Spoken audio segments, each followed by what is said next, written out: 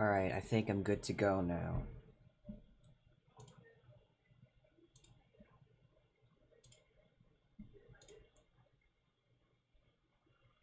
Alright. How are we doing today?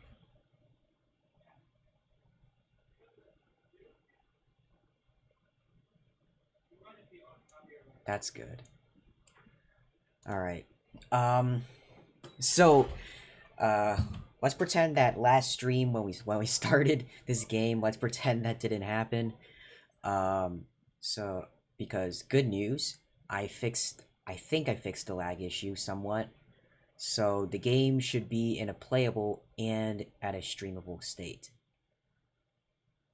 So, without further ado, let's start the first chapter. Wait, I don't know if I want to...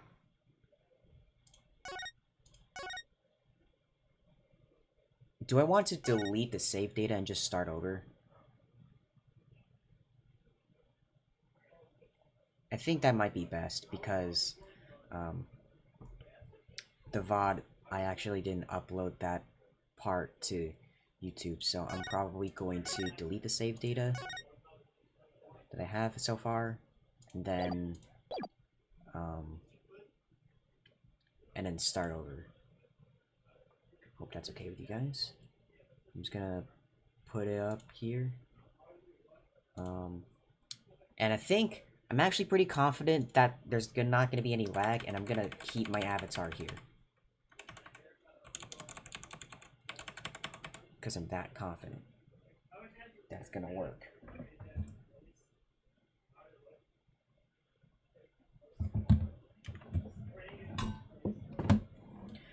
Okay.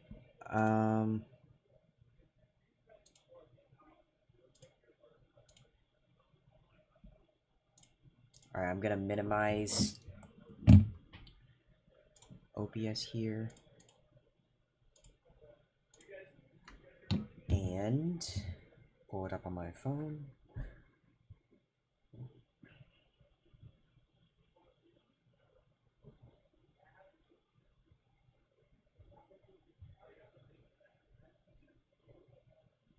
Alright, let's get the show on the road.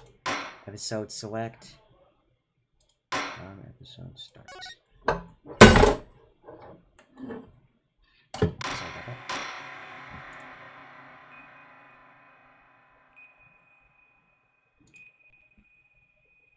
Okay, never mind. I'm gonna have to disable my avatar.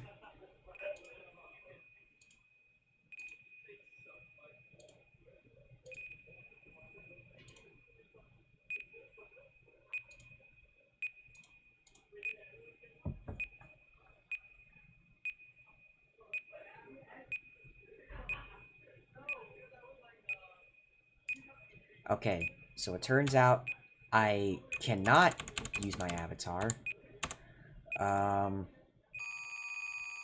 So instead... Oh, it's exploded. Instead, have this static image of me, which I will, put here in just a second.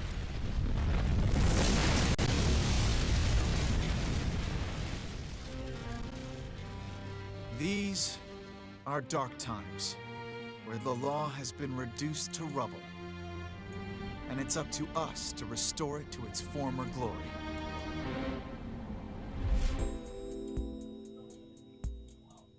Yeah, I know what you mean. It looks like your target finally decided to make a move. Don't you worry.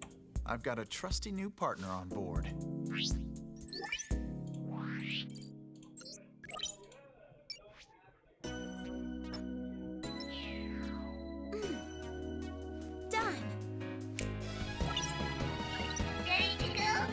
I'm already liking this new character. You bet! Let's do this! But she looks like a Pokemon gym She's been leader. with us for half a year, though I can hardly believe it. Anyway, her power will be our greatest weapon.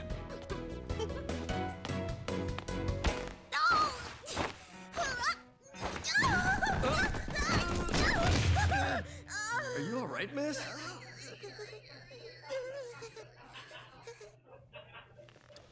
Yeah, it's for this very reason I returned.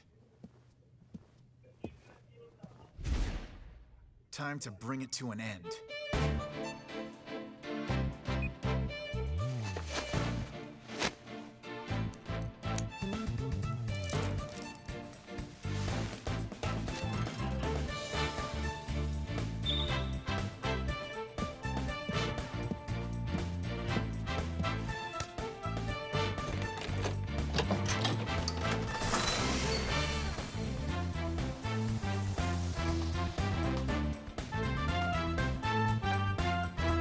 My boy Phoenix looking drippy, as usual.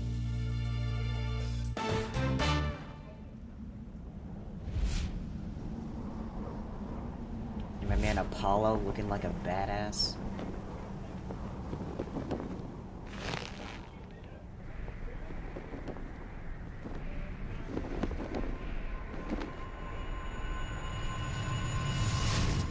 Okay, let's just pray to God that it doesn't lag, because I tested it last night, and I found a fix, so...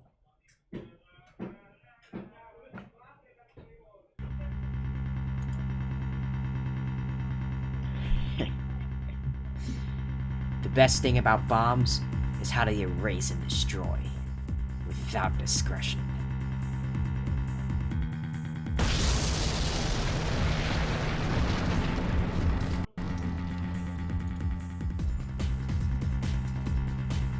Now all I have to do is pin everything on that little girl.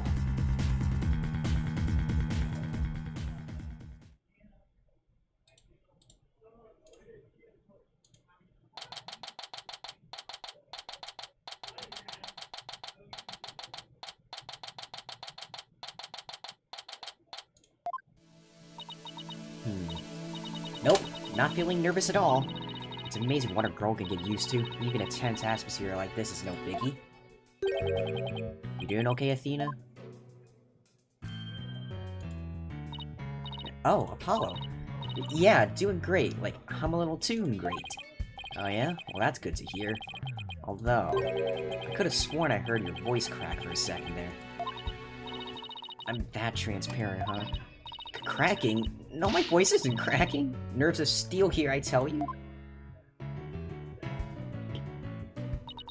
This is Apollo Justice. He's a fellow lawyer at the office I work for. Apollo is the lead for the defense on this case, but I'm going to be there at the bench with him, doing what I can to help out. I'll do whatever it takes to defend Junie. Speaking of steel, how are you holding up? That explosion really did a number on you. I'm just happy that you're okay, Athena. Although, I can't pretend I have no connection to this case. Also, I just realized, there's a text log. That is very useful.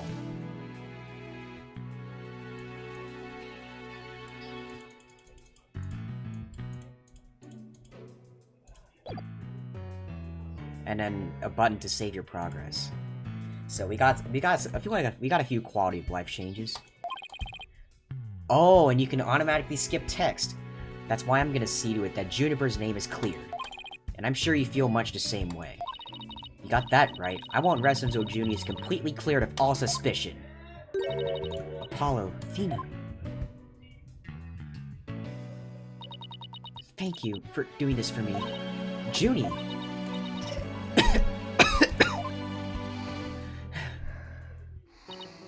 Hey, are you okay? Sorry about that. I always seem to go into coughing fits whenever I get nervous. This kind of thing never happens at home in the forest, though. This is Juniper Woods. She's my dear childhood friend, and she's also our client for this case. The news keeps repeating that Junie is the alleged bomber, but that's ridiculous. There's no way Junie would do anything like that. I brought you a little snack, Athena. Just a little something from my garden. Hey, thanks! So, is this an orange or a tangerine? It's an orange. My grandma says that our orange is the color of strength and endurance. Oh, I get it. Strength for the trial, right? Junie, you're always so good to me. Jeez, look at me, standing here clutching an orange to my chest with tears in my eyes. Well, don't you worry. We'll be so powerful in there, they won't know what hit them. Right, Apollo? Yeah, that's right. Come what may, this is one trial we just can't lose. Dies. Apollo! Apollo? Blood is seeping through his bandages. One of his wounds must have reopened. All this time, he was trying to put on a brave face, but he was really overdoing it. Mr. Justice! Huh? The trial is about to start, sir. Please proceed to the court. What? Now? But Apollo's in no state to defend. I have to defend Juniper. What are we gonna do? The trial is about to start with or without us. There's only one other option I can think of at a time like this. But even if I called him now, he'd never get here in time. No, wait, there's something else I can do. Apollo, give me all the evidence for this case. Huh? What are you gonna do? Bailiff. Yes, miss? The defense would like to submit a substitution of attorney petition. Theta? You're not seriously... You just concentrate on getting better. I'll defend Junie. All by yourself? Athena, stop for a second. Think about what you're saying. You've never once taken a case on alone before, right? No hay problema. I can handle it. I think. But I guess it's really up to you, Junie. Would you be okay with me taking over? Sure. I believe in you, Thena, and that's enough for me. You're worried for me, aren't you? To be honest, I'm pretty nervous too. I think my heart might just burst out of my chest. But you're in no shape to stand at the bench now, so you just have to leave it to me. Alright, I can see your mind's made up anyway. I hated that it can't beat them, but I know you'll give your utmost to defend Juniper. You bet I will, rest assured of that. My name is Athena Sykes. I'm still just a newbie, but I'm a lawyer. This is only the second time I've taken the lead in a defense case. It'll be the first time I stand up there alone, though. But I have to do this, and I'm definitely not about to let anything bad happen to Junie. Alright, time to begin. Finally.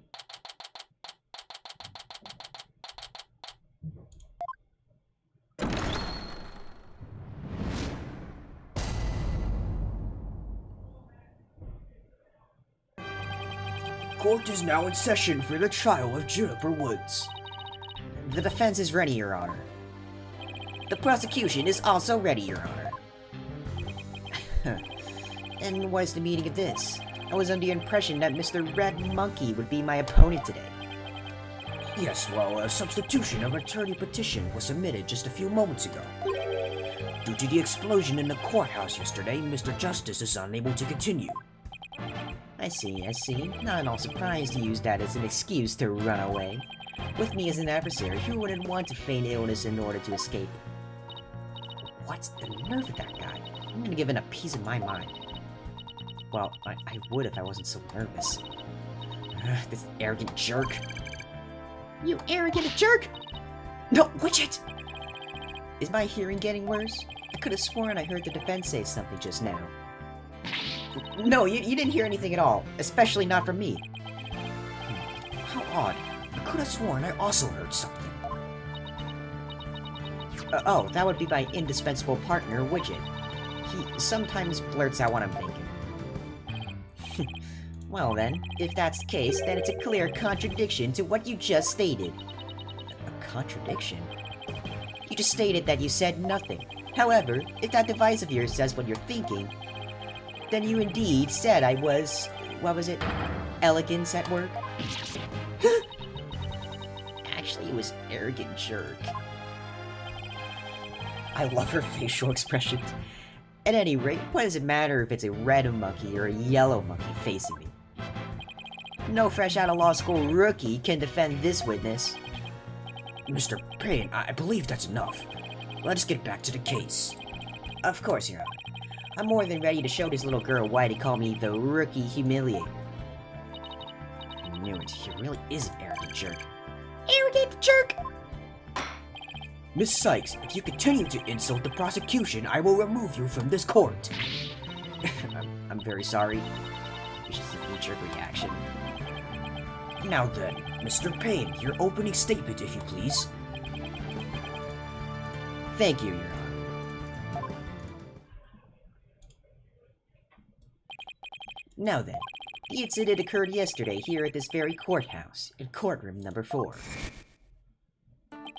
At that time, the trial for a certain bombing was being held in courtroom number 4. Yes, I was presiding over that trial as well.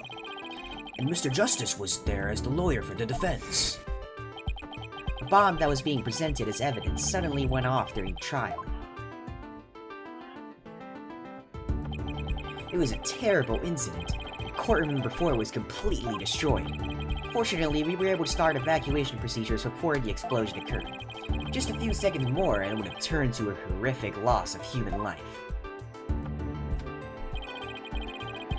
But there was in fact one death, was there not? That is correct, Your Honor. When courtroom number 4 was examined after the blast, the body of Detective Candace Arm was discovered. Wait, Candace? Who's Candace? She was to take the stand as a witness later in the trial. I suppose she wasn't able to evacuate in time. What a terrible tragedy. I must admit, I stumbled at least 10 times myself before I was able to escape. Maybe the court should see to getting you even shorter robes. The victim's body was found near the entrance to the courtroom. I suspect she stayed until the very end to help guide the others out safely. Your Honor, allow me to submit as evidence the victim's autopsy report. The details about the bomb. Ooh, that's fancy. Stuffed animal bomb. Okay, I know how this works. All evidence for the trial is filed in the court record. When I want to check something out, I just touch the court record button. I better take a peek later. Now then, please call the accused to the witness stand.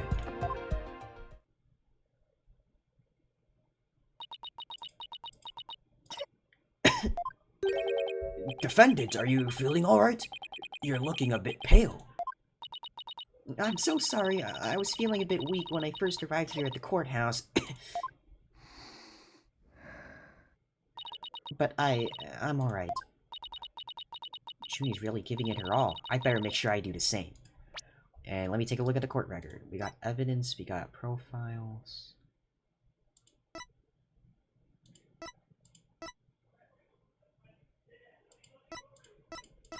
This is pretty streamlined.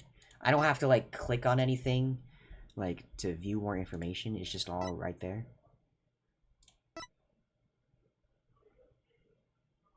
Gasp in pain. What is her ability like? Athena's ability? I'm not sure.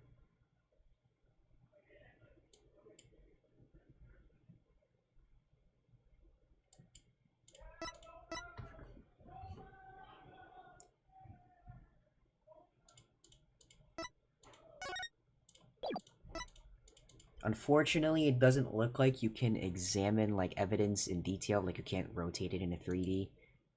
Maybe that comes at a later... Maybe that comes later. Okay. If we could please proceed. Your name and occupation, defendant.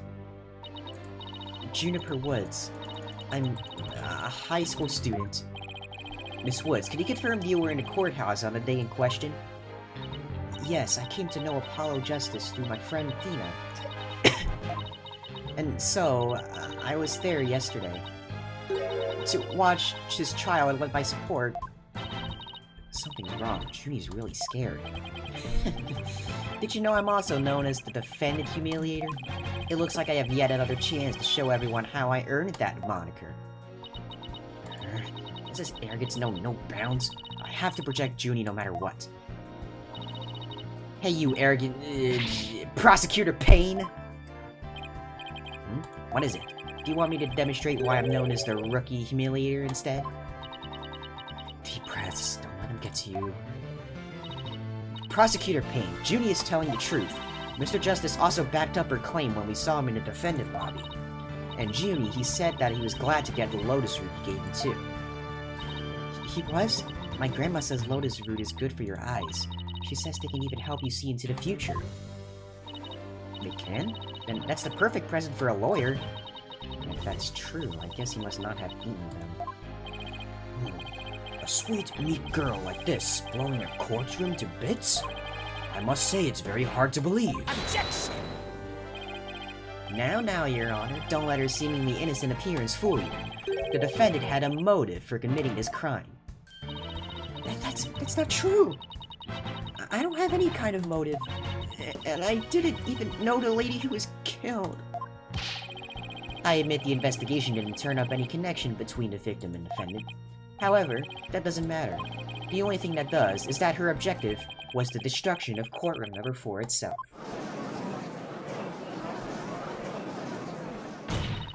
Hey, what's that supposed to mean? Why in the world would Miss Woods want to do that?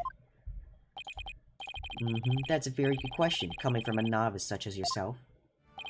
But first, question for the defendant. Have you ever been brought up on false charges? What? Why, yes I have. And did that experience cause you to harbor a grudge against the court system? Objection! Now wait just 1 minute. If that kind of thing was a motive for blowing things up, then every one of our clients would turn into bombers. That's a valid point. We wouldn't have a single courthouse left standing in the land. I could see the accused isn't the only one who might bear resentment against the courts, but Miss Woods is the only person who could have committed this crime. Why? Because we have found some decisive evidence that proves the defendant's guilt. Decisive, huh? I'll believe it when I see it. It involves a very unique aspect, the bomb itself, Your Honor. And what exactly was so unique about it? Why don't we have Miss Sykes answer that question? Huh? Me? I noticed that you appear to be very nervous. And, well, gentleman that I am, I'd like to offer you the chance to gain some confidence with such an easy question. Could he be any more condescending? Really, what a thoroughly unpleasant man. L is for loser! What did you just say? Nothing, not a single thing. Now let's see, what was I supposed to do at a time like this? Oh, I know, the court record. The information I need is somewhere in the court record. Alright, Miss Sykes, let's hear your answer. What was unique about the bomb that blew up the courtroom? Was it because it was...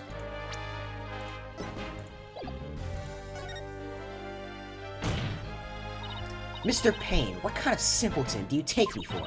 It was stuffed inside a stuffed animal. Its evil intentions covered up by a cute exterior. Very good. Have a cookie. The bomb that went off in the courtroom was indeed hidden inside a stuffed animal. There, how do you like that? Not bad, huh? I am fine, just like I said from the start. I can do this. Yes, as I recall, the bomb was stuffed inside a stuffed animal the whole time. I never even got to take a look at it. But what connection does this impish elephant have with the defendant? The answer to that question lies in another piece of evidence, which I have here. And what, pray tell, is this? It appears to be a little singed. It's a tail, Your Honor. The tail of a poor victim of the explosion. This is incredible! Are you saying it's Detective Arm's tail? Your Honor is so very close, but no. It belongs to this stuffed animal. It's called the Phony Fancy. A rather unpleasant name, if you ask me. He's the mascot for a campaign to eliminate false evidence and false charges, is he not? Exactly. His motto is, phony evidence is just trunked up. That's so wrong on so many levels. The Phony Fancy's tail is made of vinyl cloth. And we found something very interesting on its surface. The defendant's fingerprints. What? The Phony Fancy provided the prosecution with all the evidence we needed.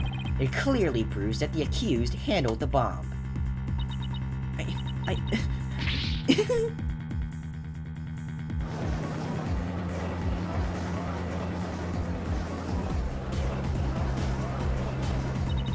But that doesn't make any sense. Why would Judy's fingerprints be on it?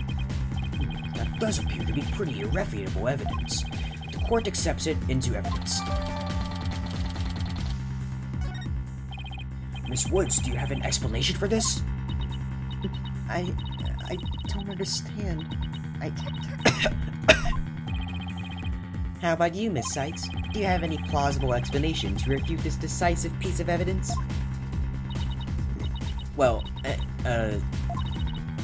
can't do it. I can't think of a single thing. But I better come up with something, for Judy's sake. If you can't produce an answer, we could always go straight to the ruling if you prefer. No, I have to say something fast. Oh no, I can't get my voice to work. Why now of all times? Whoa, what was that? I thought I overcame this already. Maybe I'm still not ready to stand in court.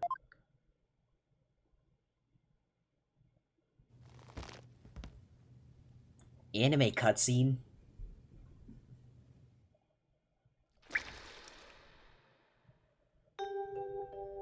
Oh shit.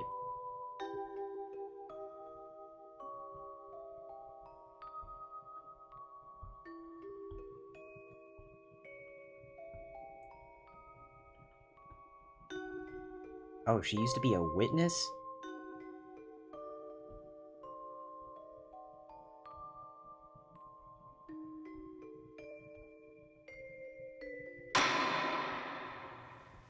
As you can see, there is no room for debate. Objection! Why, it's you! Hey, my boy Phoenix! Barges into courtroom, refuses to elaborate further. Sorry it took me so long to get here, Athena. Apollo explained the whole thing to me over the phone. He asked me to come help you out in his place. Thanks for coming. I hate to admit it, but I was having a real rough time on my own. Oh, I don't know. I think you were doing just fine, all things considered. And you hung in there, gave me enough time to get here. Now let's turn things around. You got it, boss. Oh, look who showed up out of the blue. If it isn't Mr. Phoenix Wright, you always manage to surprise me. Your Honor, Mr. Payne has called for an early ruling, but I believe there are still many things that need to be deliberated. How did Miss Wood's fingerprints wind up on the stuffed animal tail?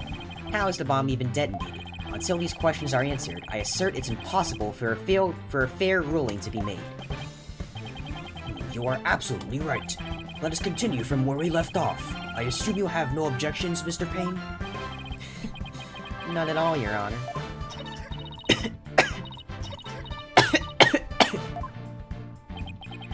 Miss Woods really looks like she's having a hard time. Judy's really struggling, Mr. Wright. I get the sense she's afraid of the courtroom itself. Because of yesterday? Yeah, it was understandably very traumatic for her. Poor thing. Here she is, back at the courthouse again, being so brave. I'd like to make a request, Your Honor. If at all possible, I'd like to have Miss Woods rest in the lobby. Given the defendant's condition... Very well, I grant special permission. You go get some rest, Judy, and leave the rest to us. Okay, thank you. Sorry about this.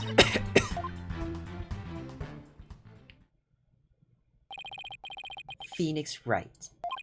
I've been looking forward to meeting you. It's been a while, Mr. Payne. You're more clueless than I heard. I do believe you mean, how do you do? For I am Gaspin Payne. I am the younger brother of your long-standing rival, Winston Payne.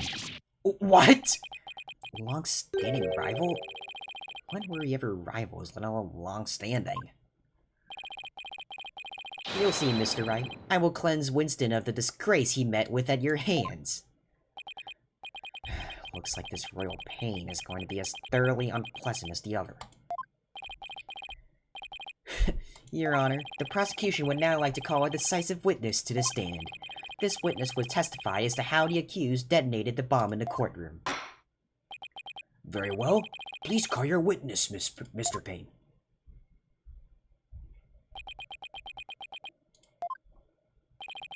Witness, your name and occupation, please. Witness? Name, Ted Tonate. Occupation, bomb disposal specialist. Oh my, what a strange robotic voice you have. Speech synthesis via typing. It is the same as me talking. He sounds exactly like a robot. Can't you speak in a normal manner? I can. You can. But I do not like to speak. Speaking is inefficient. Energy expenditure. Speaking is greater than typing. Understand? What an odd witness. Mr. Tonate was in charge of the bomb for the trial and was there when it went off. Mr. Tonate. Wait. Hold on, how do I... Okay, I can't view his profile yet. How would I pronounce his name? Ted Tonate? Mr. Tonate was in charge of the bomb for the trial and was there when it went off. Being a bomb squad specialist, do you have any relation to the defendant? Negative. I first met the girl while on this job. Many people are employed by the police. I know only a fraction of them. However, I was shocked when I first discovered the body of the victim. Shocked? I was the first one on the scene after the explosion. I went there to ensure safety, but I ended up discovering a dead body. So he was the first to discover the body, was he? He is here to testify about the circumstances surrounding the moment of the explosion. Very well. The court will hear Mr. Tonate's testimony. But at the very least, show this court some respect and remove that face guard witness. Those goggles are the same from the cutscene. Sus. The bomb was originally disarmed by me, then transported here as evidence. Bomb name HH3000, operated by timer or with a remote. I was watching from the gallery when I suddenly became alarmed. I saw that the bomb's timer was counting down. So even though the bomb was supposed to be disarmed, it somehow got switched on? Precisely. Activating the timer is very simple. 1. Connect wires. 2. Switch on timer. A monkey could do it. I am sure even you would be able to, Mr. Wright. I guess this makes you the blue monkey in this barrel of fun, boss. I'd now like to begin my cross-examination. Huh?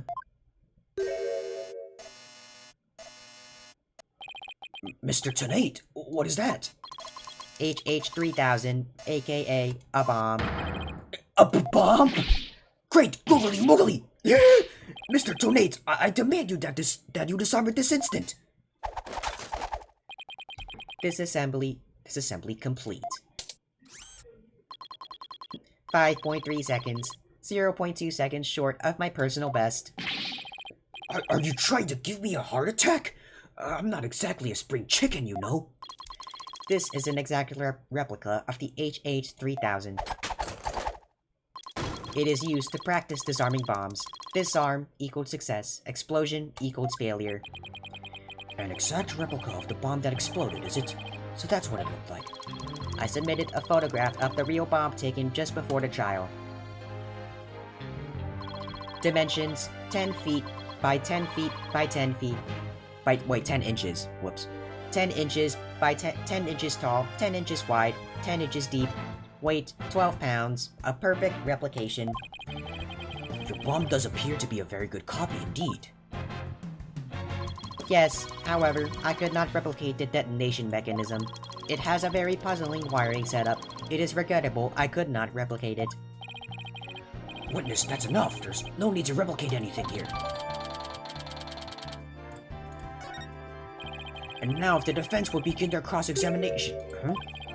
Where's Miss Sykes gone to?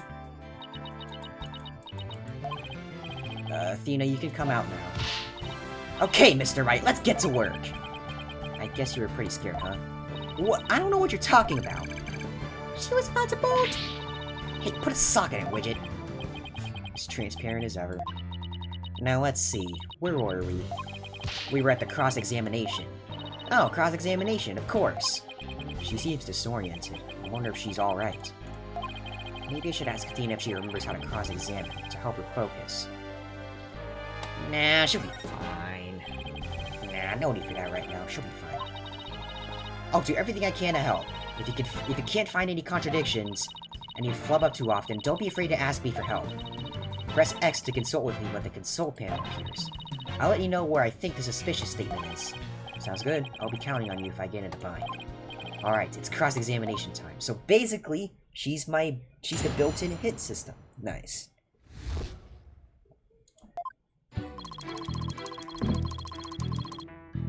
Hold it!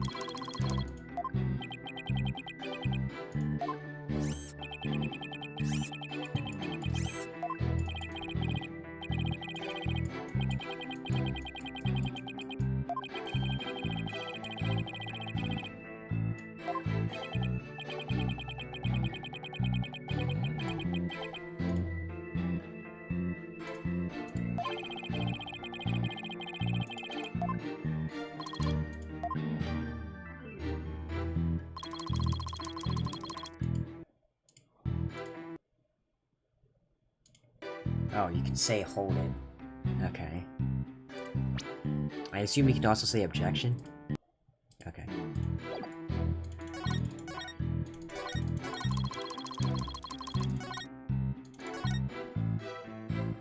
Hold it!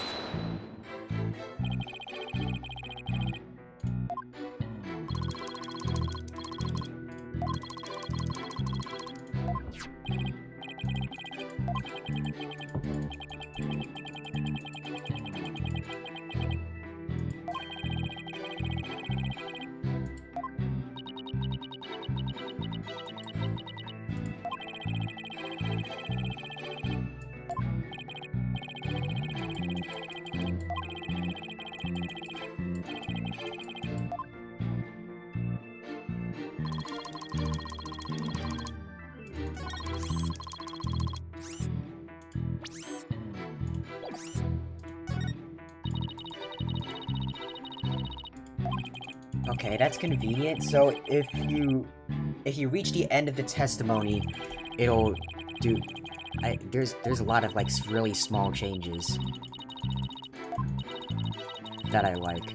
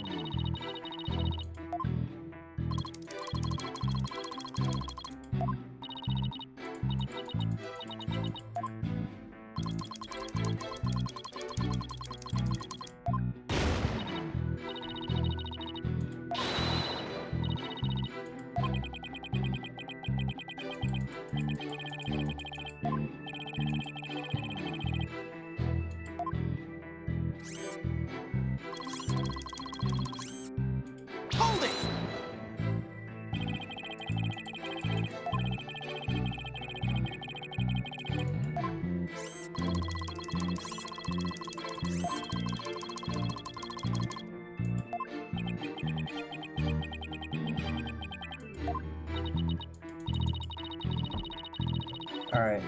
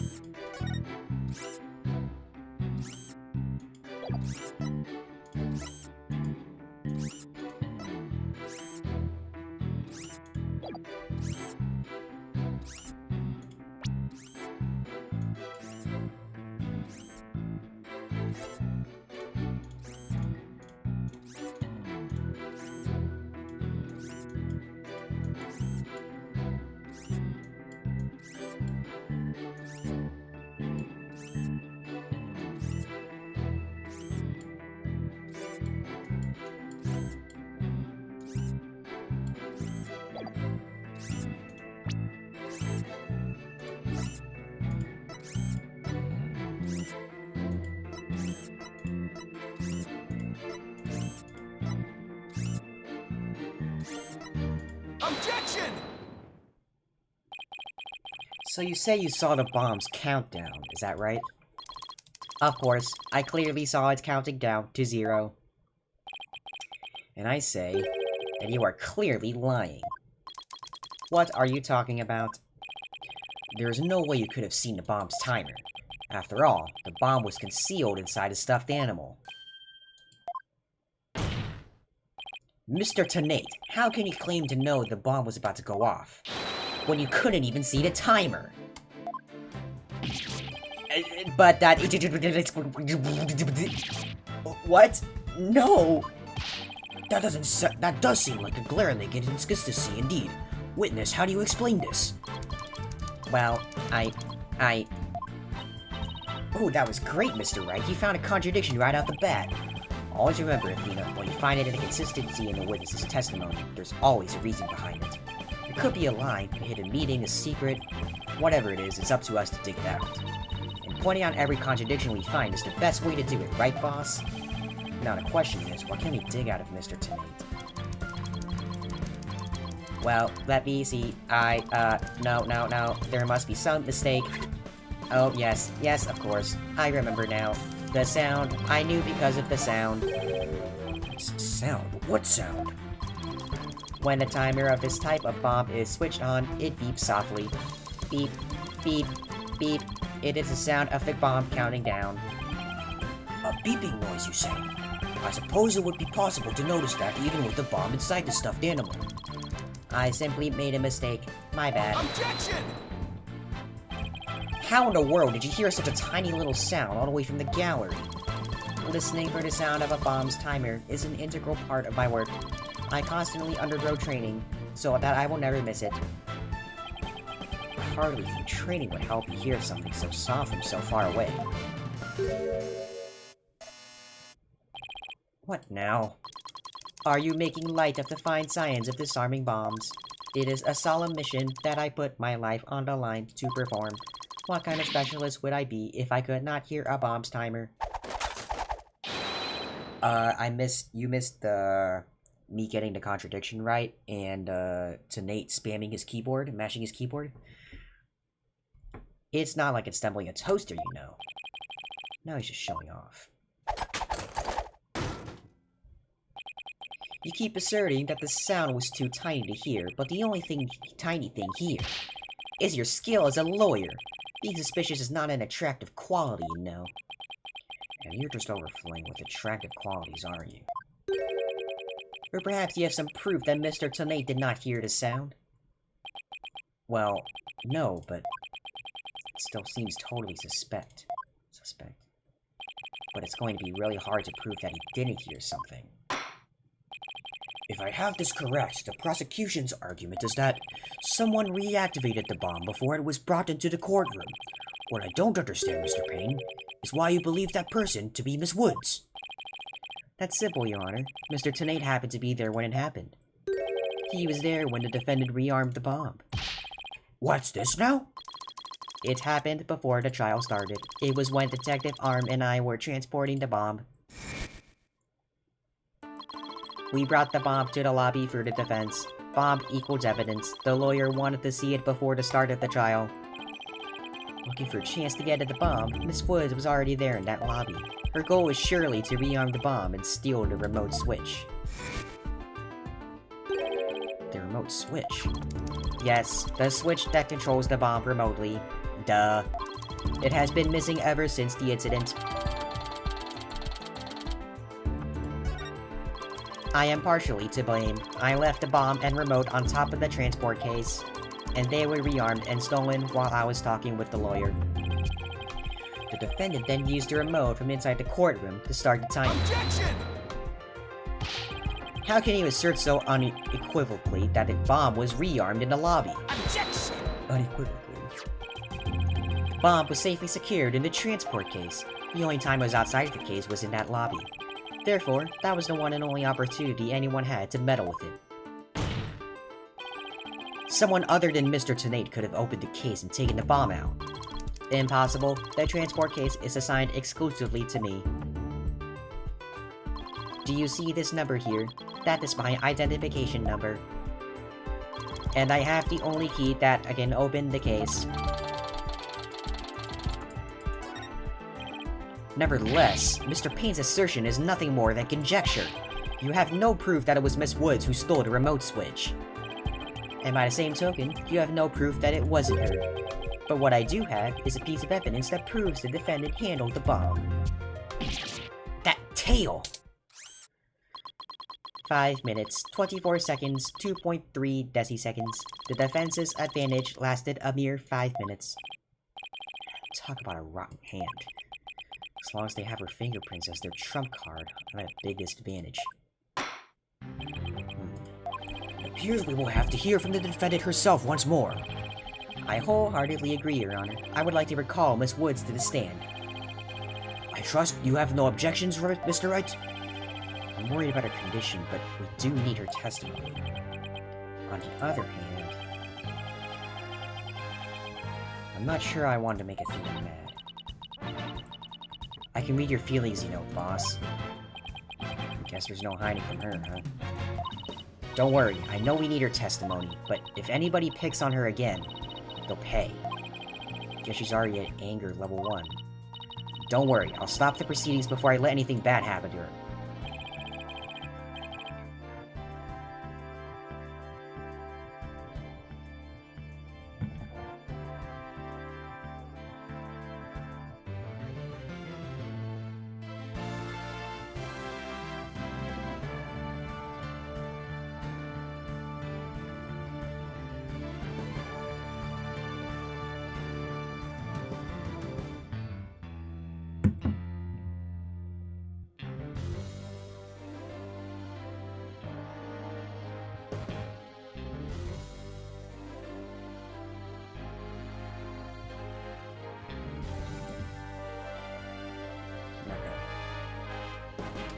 The defense has no objections, Your Honor. In that case, I will take my leave. But before I do, there is just one more thing, Mr. Wright, is it? Me, yes? Dismantling bombs is my job. Dismantling this case is yours. Do you think you can handle it? I look forward to seeing you try. This guy's hiding something. I just know it. Now, if you will excuse me. Bailiff, please go out to the lobby and bring back the defendant.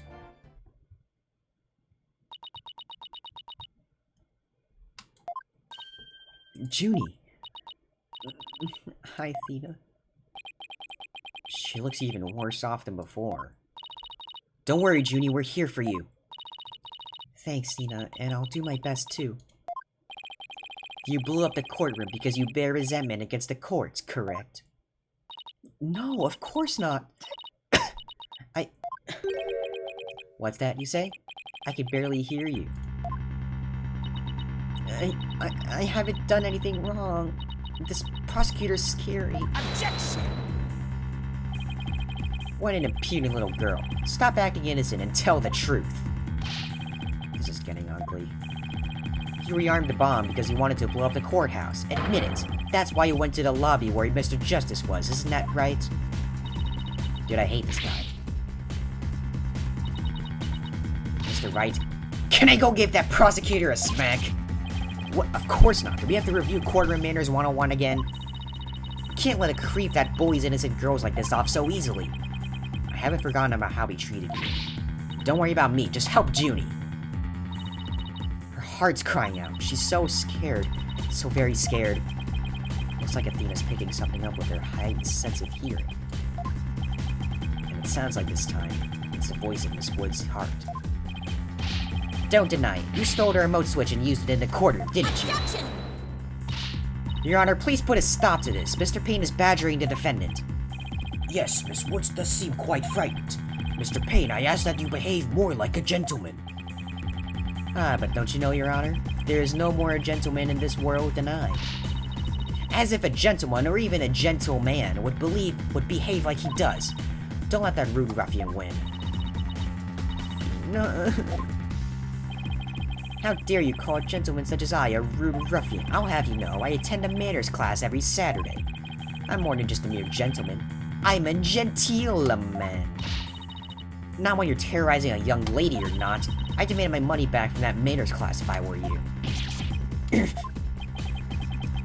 I should probably be the adult here and stop the two of them, but... Mr. Payne, that will be enough. Certainly, Your Honor. No further questions. Let's move on to the defendant's testimony.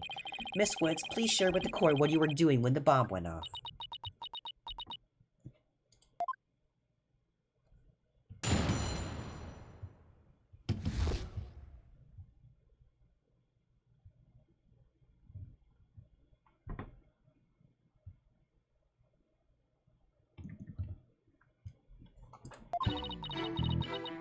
Well, that day, I was watching from the gallery. The bomb went off. And rubble started falling. It fell on top of me.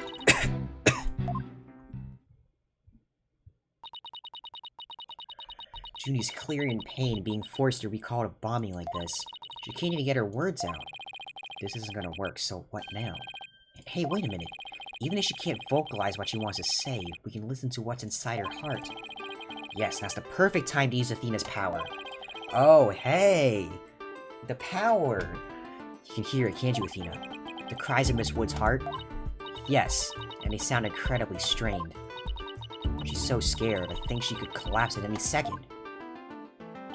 Athena has a unique ability, you see. With her finely tuned sense of hearing, she can hear the words of a witness's heart. In essence, she can sense how a person is really feeling from the tone of their voice. It's all up to Athena and her special ability now. Athena, I want you to use the analytical psychology you studied, and listen to the testimony of Mr. Wood's heart. Okay, boss, I'll give it a go. After all, this is the whole reason I put all that effort into studying analytical psychology. Auf geht's, let's do this! Oh, pulling out the... So your holographic thingamabob can show us how Miss Woods is feeling, right? In a nutshell, yes. The emotions and images that I picked up on just now while listening to her testimony. I can enter all of that into a widget and use the mood matrix to analyze them.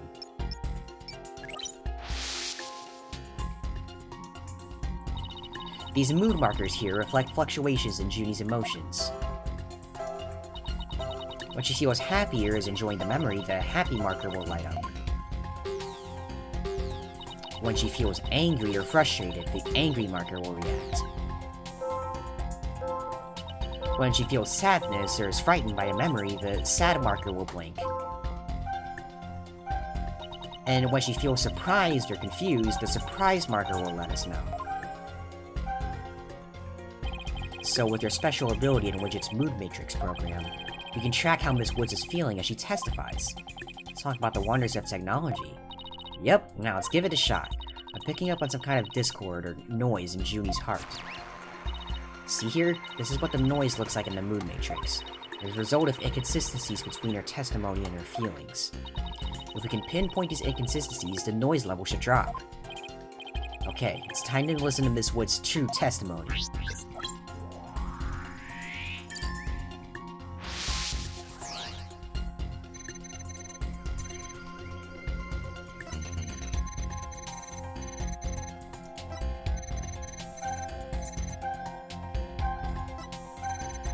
Whoa, this is... What? Why is she happy about that? I think I have a good grasp on Judy's emotional state now. This power of the thing is incredible. And I'm seeing an unexpected emotion that's inconsistent with the content of her testimony. What, already? Look at this. When she says it fell on top of me, the happy marker's reacting. Well, look at that. That is odd. There must be a reason for this contradictory emotion. We just need to do some digging. When you find an unexpected emotion, touch pinpoint, and then select the unexpected emotion or reaction from the 4 mood markers.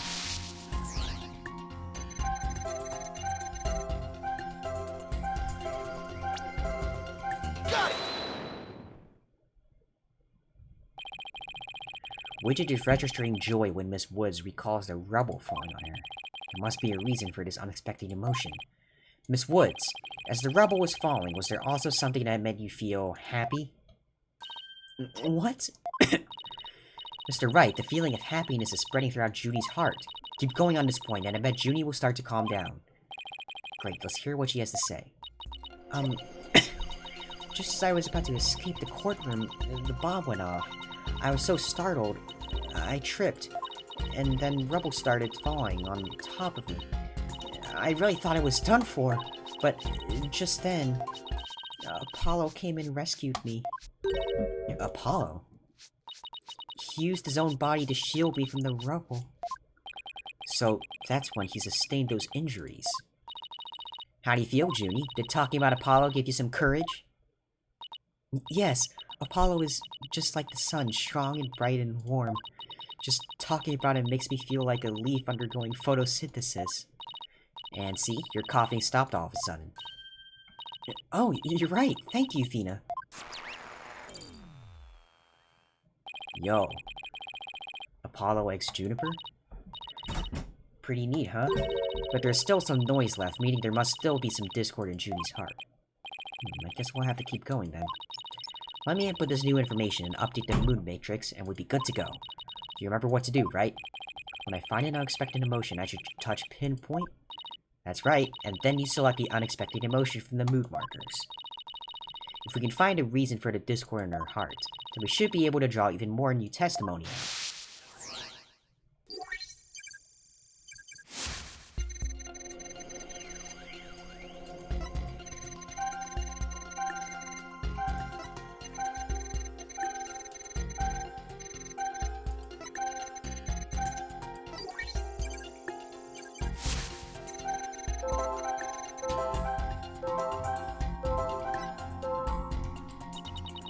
Sense some discord in Junie's heart when I listen to her voice.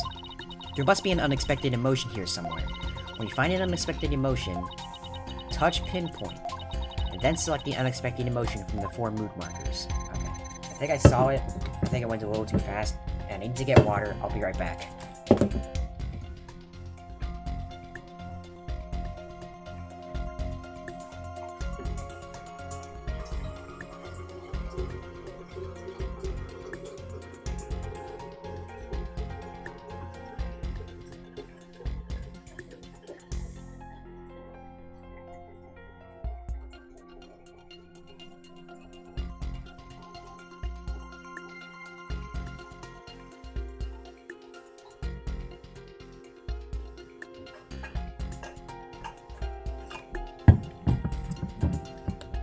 Yo, what's up, Game for Life 7?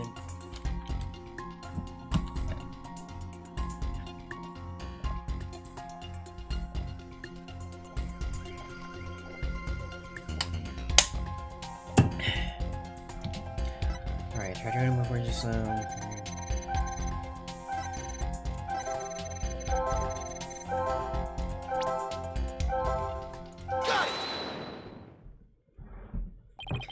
You were happy when Mr. Justice rescued you, weren't you? Yes, I was really happy. But was there also something you felt sad about at the same time? Sad? The reason I ask is, when you were describing how you were rescued, we sensed a little sadness too. Oh, I think it's probably because of Bum Rap Riney. Bum Rap Riney? Well, what do you know? Something new. That's right, I brought my stuffed animal, Bum Rap Riney, to watch the trail with me. Bum Rap Riney and Phony Fancy are brothers. Who knew that the legal world could inspire a whole line of merchandise? I had Bum Rap Riney with me while I was watching the trial, but it wasn't until Apollo saved me that I realized I'd lost him as I was running away. My poor Riney, a victim of that terrible bomb. Oh, I know, you can see what he looks like in this poster. For the campaign to eradicate fake evidence and false charges. Phony Fancy and Bum Rap Right, huh? Nothing against the campaign, but why an elephant and a rhinoceros? Mr. Wright, I don't sense any discord in Junie's heart anymore.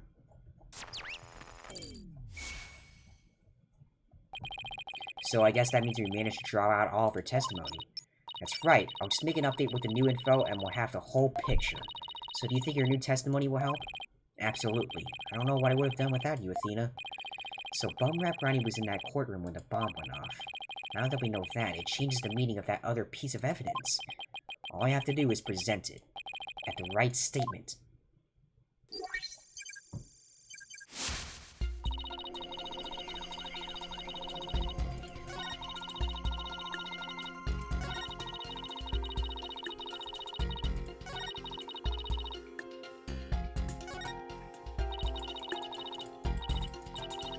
There's Junie's complete testimony. Not bad, huh, Mr. Wright? I should focus on the new statements Miss Woods made. The existence of Bum Rap Ronnie should turn things around in our favor. It changes the meaning of a certain piece of evidence we already have. All I have to do is present it at the right statement.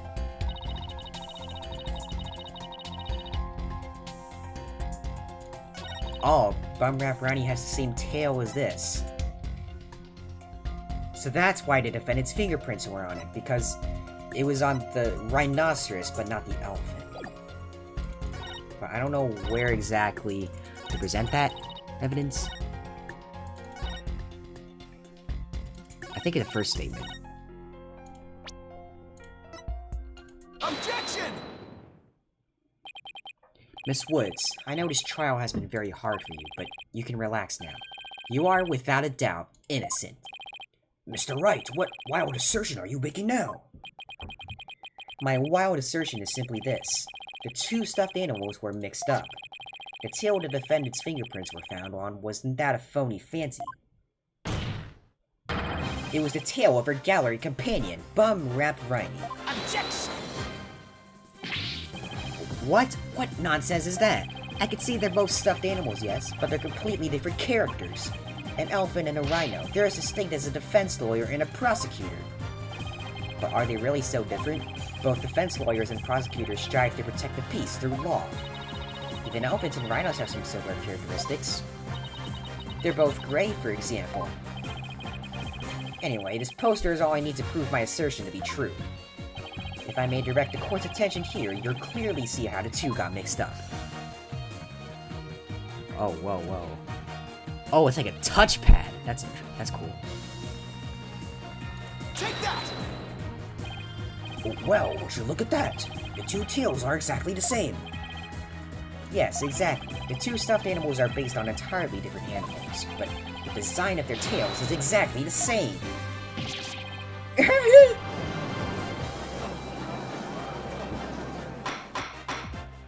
Order in the court. As long as the possibility exists that the tail belongs to Bum Rap Riney, we can no longer consider it to be decisive proof that the defendant handled the bomb. As things stand, I consider the charges against the accused unsubstantiated. Wouldn't you agree, Mr. Payne? Yes, of course, Your Honor. Oh, that was great, Mr. Wright. You turned things right around. Yeah, it's not over yet, but at least we managed to hold out this long. I believe that brings our proceedings for today to a close. Mr. Payne, I'm afraid you have some serious investigating ahead of you. Yes, Your Honor. Very well, let us reconvene tomorrow. Court is adjourned.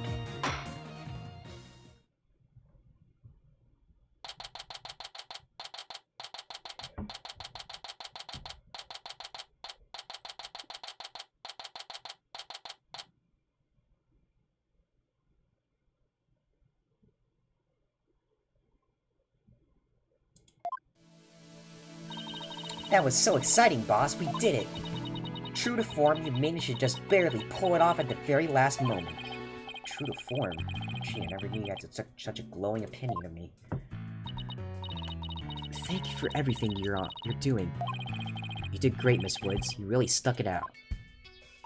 And you got really brave at the end, just when we needed you most, Junie.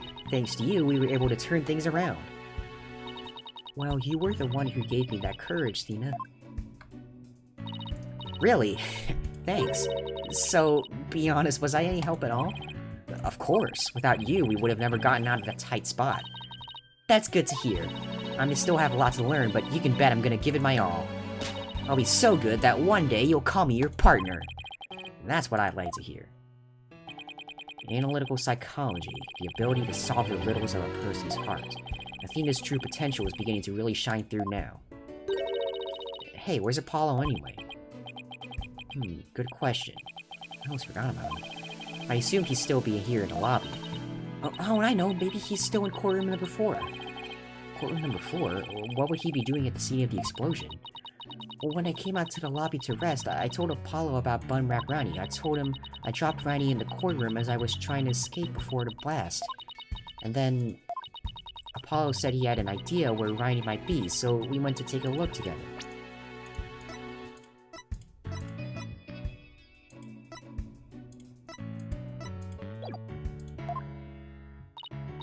Huh, I guess Apollo can be pretty nice when he wants to be. So we went looking for Rani together before he would call back into courtroom number 5. Yes, I had some time to rest, so I was able to go and look for him. But then they called me into courtroom number 5 to testify.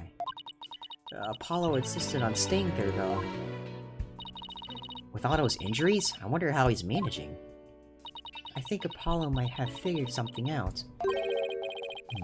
Wonder what it was. He told me, I'm going to look for evidence to clear your name, Juniper. Just maybe he found some new piece of evidence? Anyway, we better go and get him. Good idea.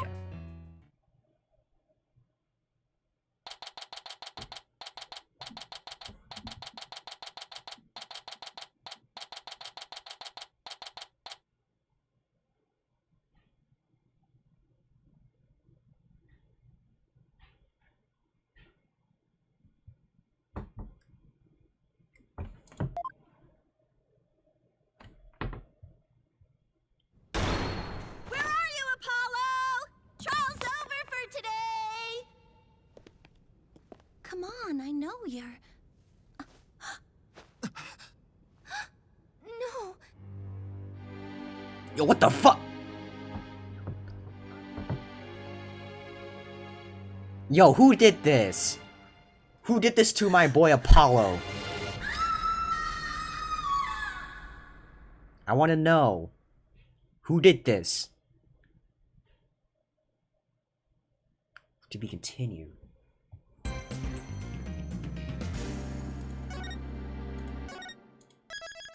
Wow, you have 2 save slots. Interesting.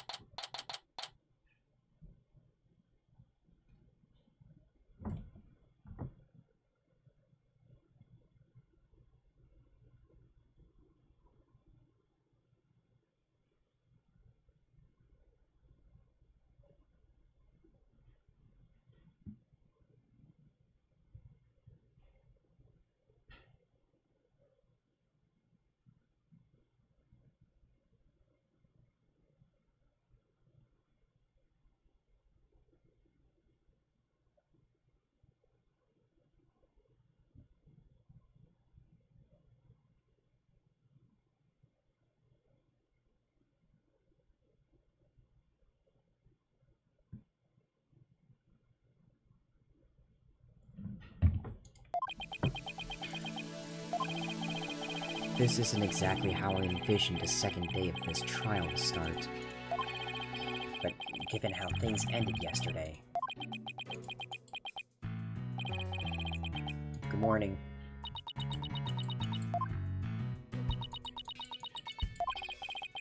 The mood sure is tense. Not that that's any surprise.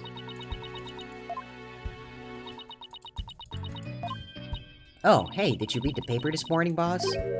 Huh? The paper that came out of left field? You didn't read it? Then you don't know the big news. Somebody spotted an abominable snowman way up in the mountains. Tell me you know the difference between a paper and a tablet. It might show up in the forest where you live, Junie, so you better watch out, okay?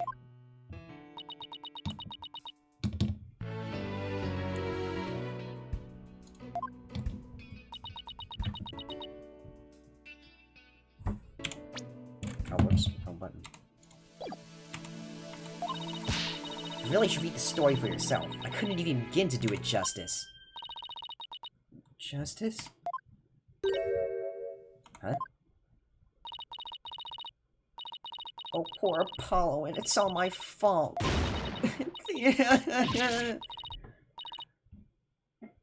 Oh, Junie, what was I thinking? I'm so sorry. What we found yesterday was not Apollo's dead body, thank goodness.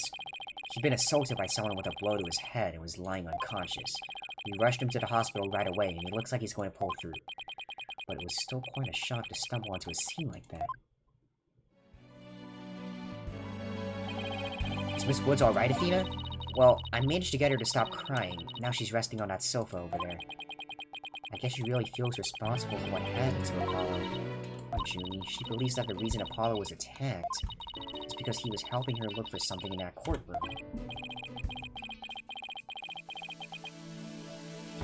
Oh, guess I can't see why she'd think that. By the way, how are you doing? Who, me?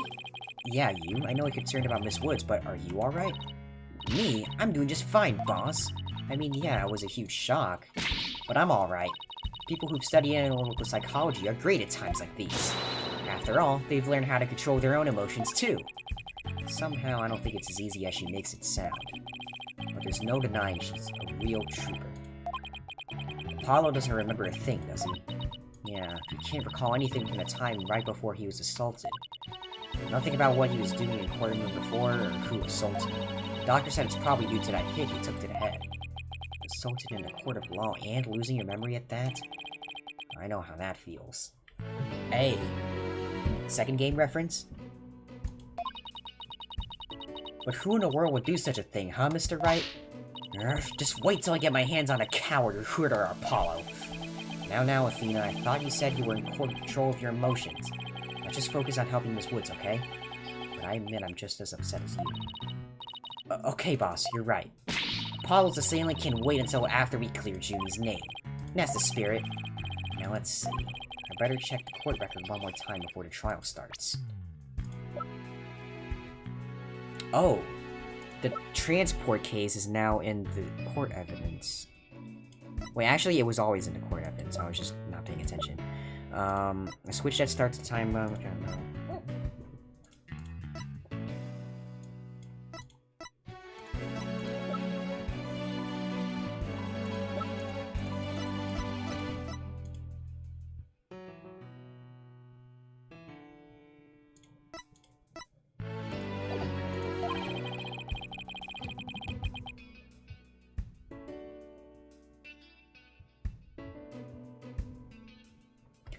If memory serves, when I have more than 6 pieces of evidence, I should be able to switch pages with the D-pad or control or circle. Earth to Mr. Wright, I'm ready whenever you are. Alright, let's get ready to rumble. You bet.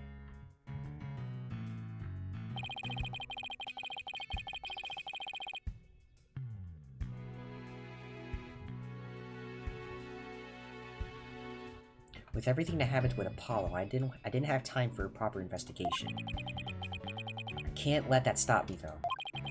I have to get this right for Miss Wood's sake, and Apollo's too.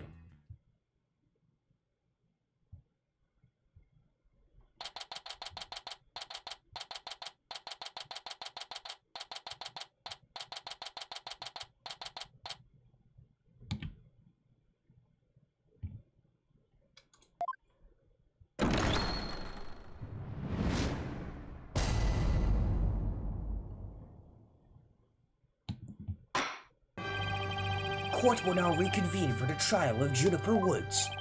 The prosecution is ready, Your Honor. The defense is also ready, Your Honor. Now then, I believe I instructed the prosecution to further their investigation. Were you able to locate the remote switch in question?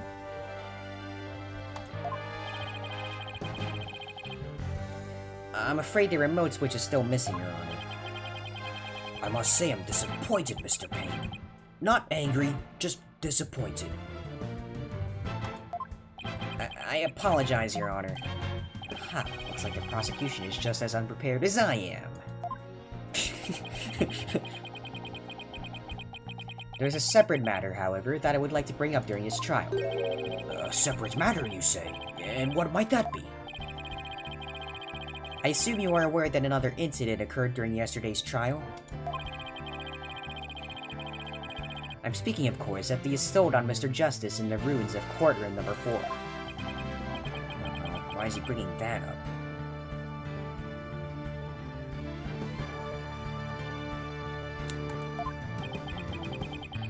Yes, what a truly harrowing experience it must have been, poor Mr. Justice. At the time of the attack, Mr. Justice was not alone.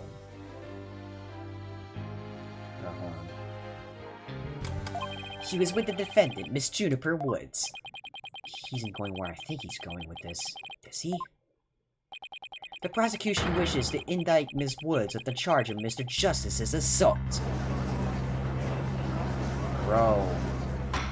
Give Miss Juniper Woods a break, bro. Order in the court. Mr. Payne, the incident under deliberation here is the courtroom bombing. The assault on Mr. Justice has nothing to do with this trial. Ah, but I believe there is a connection between this case and Mr. Justice's assault. Please take a moment to consider these facts. Both evidence occurred in courtroom number 4. This is the location in courtroom number 4 where the unconscious Mr. Justice was discovered. As you can see, it's quite close to where Detective Arm's body was found.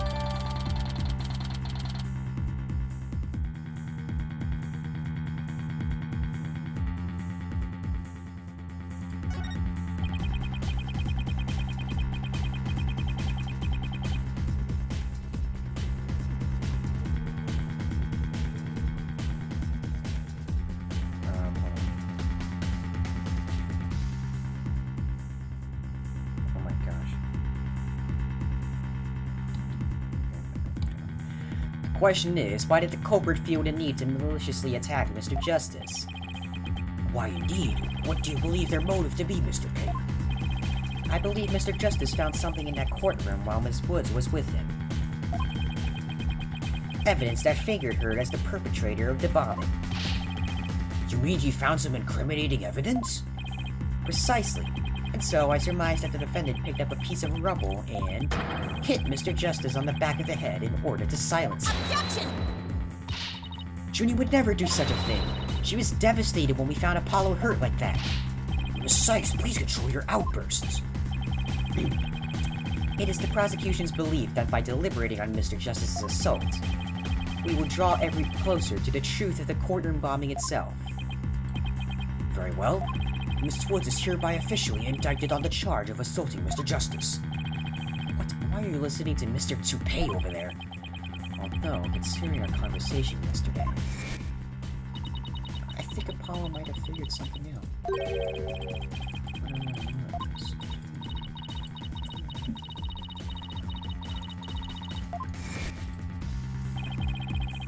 Maybe the two incidents really are related after all. I would like to start by hearing from the defendant herself. Very well. Bailiff, please bring Miss Woods to the witness stand.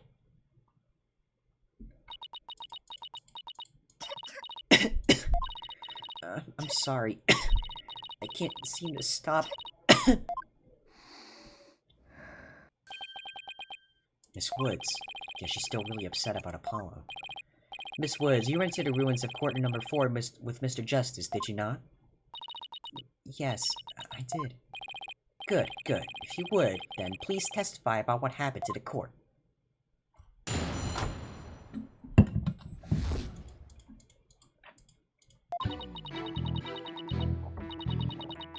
during the trial yesterday, I was overcome by a fit of coughing. Apollo stayed with me and we went to the courtroom rooms together, but then I was called back to this courtroom to give testimony. Apollo insisted on staying behind in courtroom number 4. I swear I didn't attack Apollo. Why would I ever hurt such a kind person? So Mr. Justice stayed by your side while you were feeling unwell? What an admirable young man. I thought his loud voice was his only outstanding feature. He may look like a little imp at times, but Apollo can be really nice too. I hope she didn't hurt her wrist backhanding that one out. But one has to wonder, why did Mr. Justice stay behind in the ruins? I think Apollo might have figured something out. Something? What kind of something? Something to do with the courtroom bombing kind of something, I think. Oh, new evidence for the case, was it? That's a very big kind of something indeed.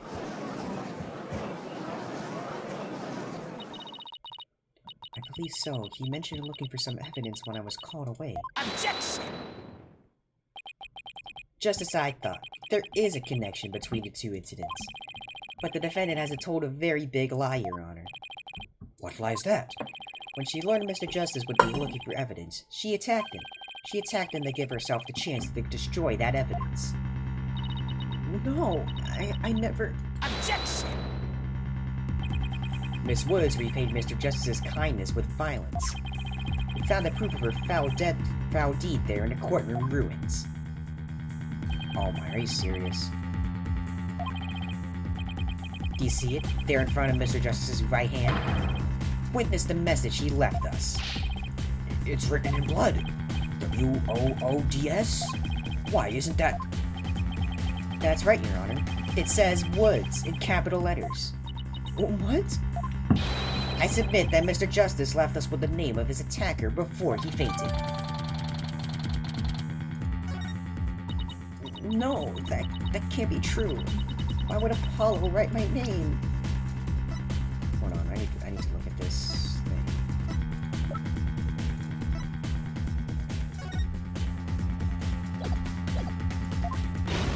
Mr. Wright, the nerve of him leaving that message! Why would he do this?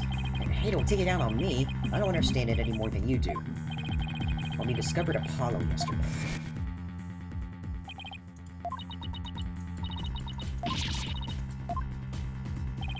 I didn't even have a chance to rush over to him.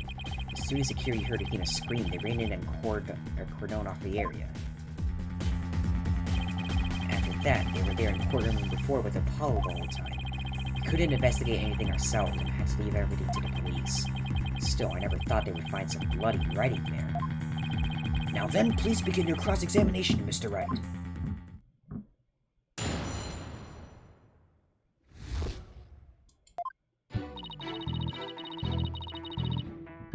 Hold it!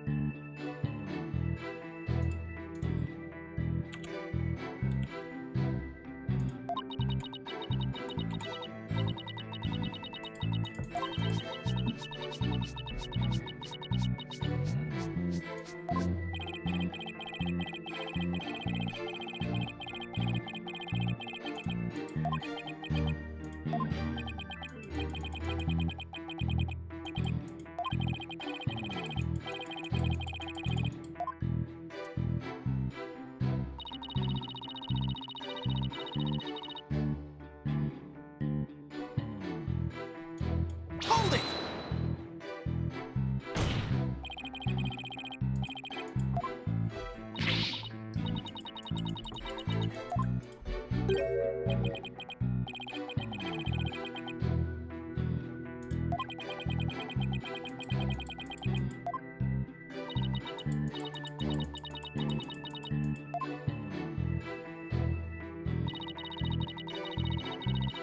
Hold it!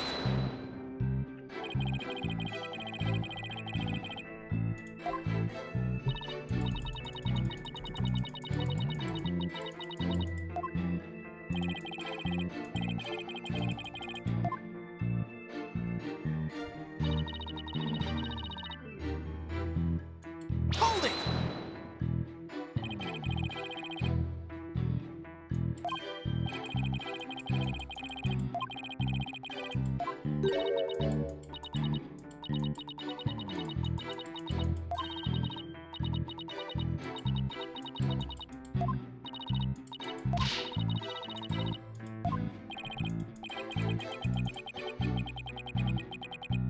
Objection!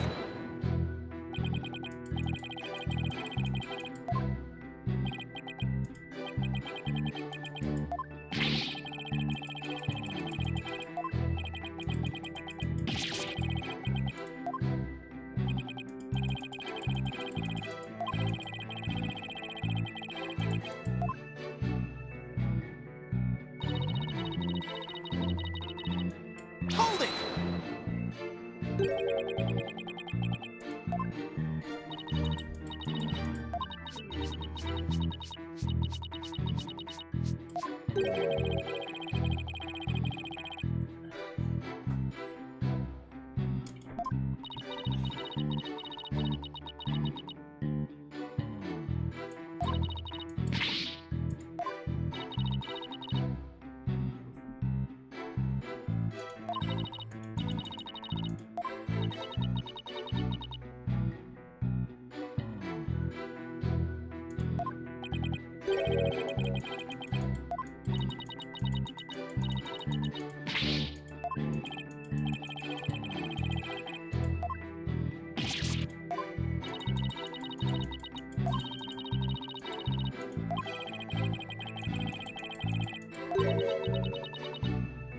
Dude, Apollo is a Chad.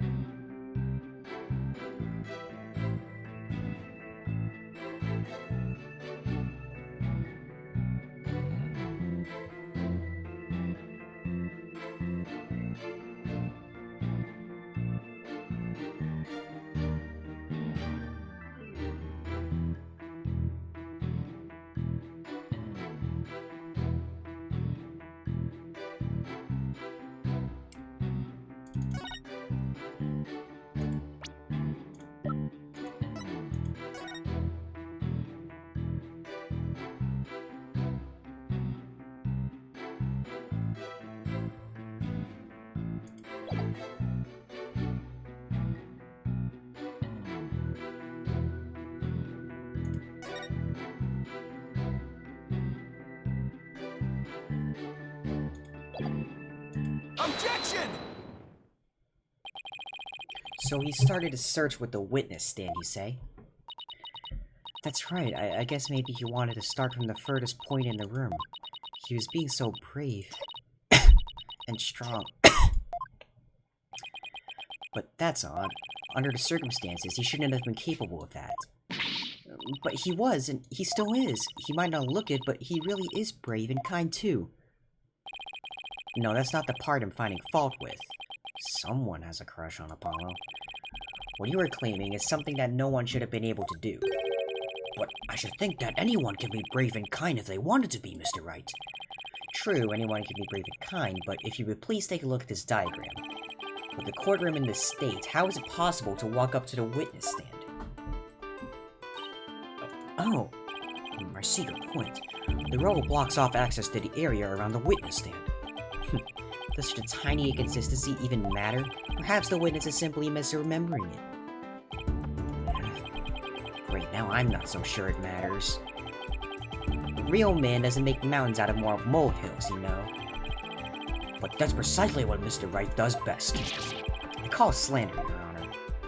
So, was it really impossible to approach the witness stand? I have to say it's a bit hard to tell without the accuracy from just this diagram. Mr. Payne, do you have any other photos of the crime scene? Let me see, Your Honor. Yes. I have one more.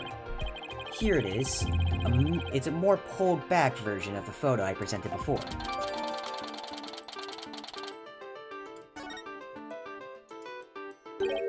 Huh? What's that hunk of metal on wheels? Mr. Payne, is the metallic object in that photo Mr. Tenate's bomb transport case? That's right. Is there some problem? Yes, that transport case was there in courtroom number 4 when the bomb went off. It must have been there ever since. Oh, that's it. Miss Woods, have you remembered something? Yes, I just realized. Its position. It's different from before. Its position? The position of what? The position of that big metal thing. The bomb transport case? Yes, when Apollo and I went there, it was in a different place. Where the case is in the photo was open space, so it was easy. Where the case is in the photo was open space, so it was easy to search the stand. I see, so where was the transport case when you and Mr. Justice saw it? As I recall, I think it was more to the right. To the right? Then that means... In that case, the case was over there at the time of Apollo's attack? Who cares where the transport case was when? What difference does it make? It has nothing at all to do with what we were talking about. Objection! Where the transport case was has everything to do with this discussion. In fact, it's so important that it's enough to turn the prosecution's argument on its ear. What? Well, that certainly sounds very relevant indeed. And you sound as though you knew where the case was at the time of the attack. Yes, Your Honor. The diagram represents the crime scene as shown in the photo. And this is where the transport case was at the time of the assault on Mr. Justice. Right, I have this. The bomb transport case was here at the time of Apollo's attack.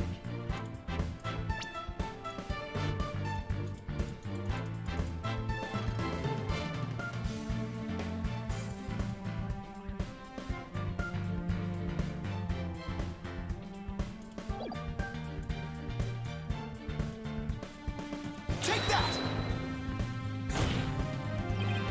Your Honor, I assert that this is where the transport case was at the time of the assault. But that's... Inconceivable! Miss Woods, is this where the transport case was when you saw it? Yes, that's where it was. Thank you, Miss Woods. I'm sure the court has noted an interesting fact about this position.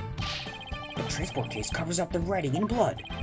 Exactly. If the transport case was in that position at the time of the assault, then no message could have been written there because the case was in the way. Which leads us to conclude that Mr. Justice couldn't have left that bloody writing. Why should we believe the defendant's claim that the case was in a different position? She's obviously lying. Objection! The fact that the case was moved after he assault on Mr. Justice is proved by more than Miss Woods' testimony alone. What? And where's this proof you're talking about? It's right here in the crime photo. I'm keen to see this proof myself, Mr. Wright.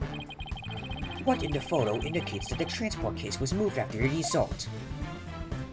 Well, I guess you could say the tracks here. Take that! All the proof you'll need, Your Honor, is right here? Wait, what?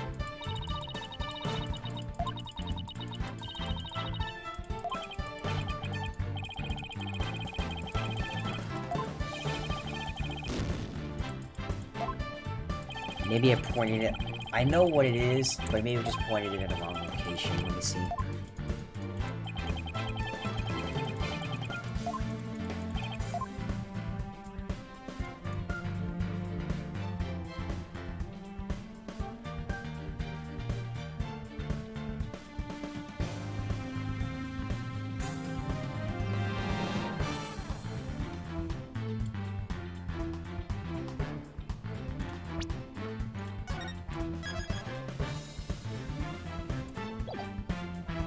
Take that!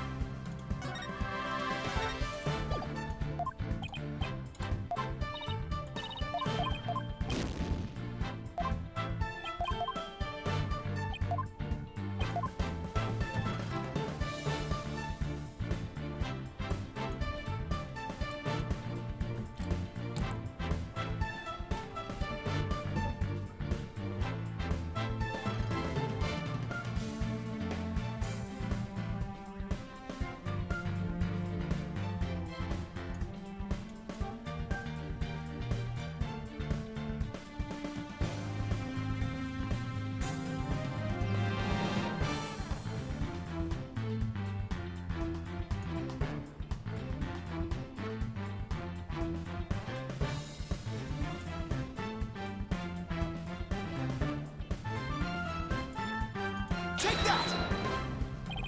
Please take a look at the mark that runs over Mr. Justice's bandages here, or just take a look at the marks on the floor, but let's just ignore the marks on the floor, let's look at the bandages. I see it, but what is it? This mark was made by one of the cast- oh. Wait, meaning he was on the ground before the car- okay, so I guess like the marks on the bandages are more decisive than the ones on the floor, I guess. So that, yeah. Okay, yeah, now I'm starting to get it. This mark was made by one of the casters from the transport case carrying the bomb. As the case was moved, it ran over his bandages. In other words, the transport case was originally to the right of Mr. Justice. Then, after Mr. Justice was assaulted, the transport case was moved. What? Just as Miss Wood said, the case was covering the writing at the time of the assault. Therefore, it was impossible for Mr. Justice to have left that message in blood. No!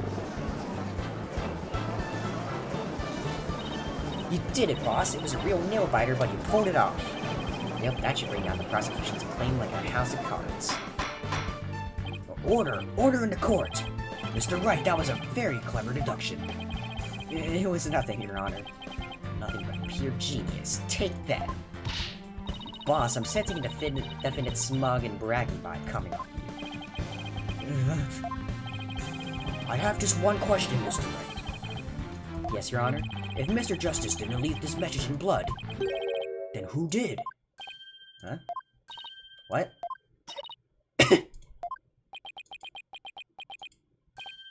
Oh. Well... Looks like I should have taken that train of thought through the last station. Well, well. I've heard a lot about this. So this is Mr. Wright's famous bluffing technique, is it? Oddest feeling. It brings back memories of the old days. Back when you carved out a name for yourself by bluffing your way through thick and thin. Gee, Mr. Wright, that just kind of makes you sound no better than a two-bit con man. You made your argument with such confidence, Mr. Wright. Now I'd like to hear you answer with just as much confidence. Hey, until the judge asked the question, you didn't catch on either, Buster. What now, boss? I hope you didn't bluff your way into a corner. Think, Phoenix, think. There must be a way through this. I have to dig my way to the truth somehow. Who could have written that message in blood?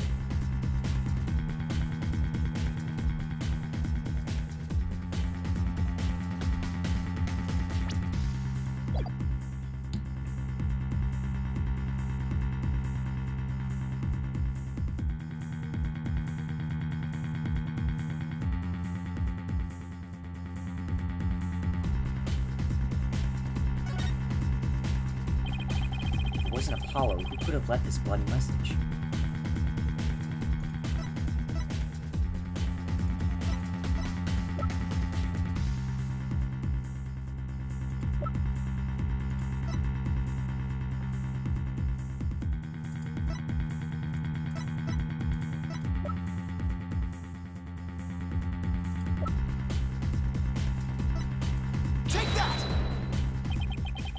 To be honest, I don't actually have any real proof of this, but I've come this far. There's no turning back now. Besides Apollo, there is one more person who shed blood at this crime scene. A person who shed blood? You don't mean... Oh, but I do. I believe it was Candace Arm who left behind this message in blood. What?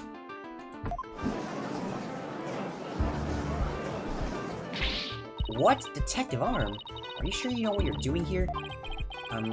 Not really? Objection! What kind of ridiculous assertion is that? If he had said the attacker left a message to throw people off, it might have made sense. At first glance, that would seem to be a most reasonable explanation. However, Apollo didn't shed enough blood to write such an extensive message. Uh-oh. I see, even the photo makes it clear there wasn't enough blood to write all those letters. And Mr. Justice did survive. I suppose he didn't bleed very extensively in that case. But why would Detective Arm write the defendant's name? There's no connection between the two whatsoever.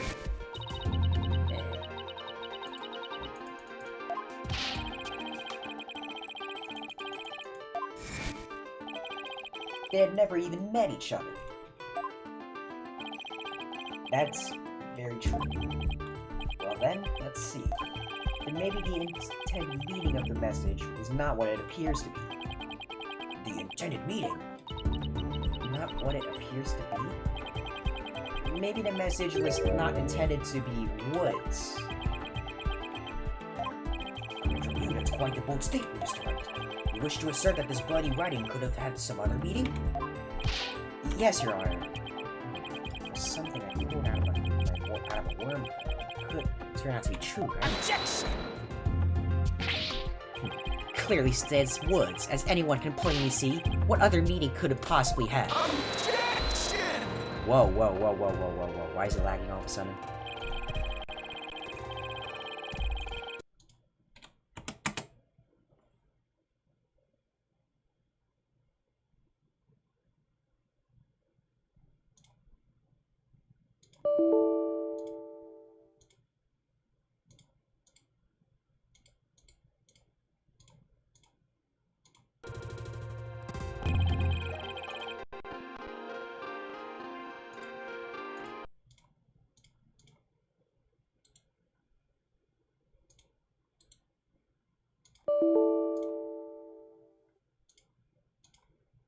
Okay, I think something's eating up my memory. And I can't stop it.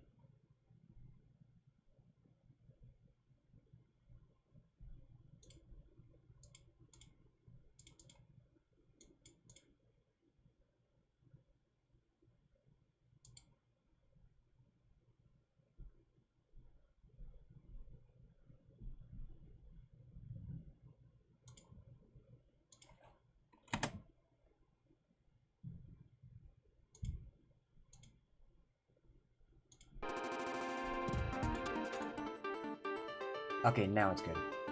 But Candace Arm was a detective. Maybe Woods only means something to the police. Like a police scanner code, for example. I didn't think of that. He may have tricked His Honor, but you'll never get the best of me. I have a thing for studying on the weekends, as you may have already guessed. And there is no such radio code as Woods in this state, dear Mr. Wright. Is that a fact? Don't look at me, I know as much as you do about police codes. Enough of this. I was quite taken with the defense's new theory. But if they can't substantiate it with anything, then I must end things here. No, please wait, Your Honor. Very well, but before we discuss this theory any further, I demand a plausible explanation.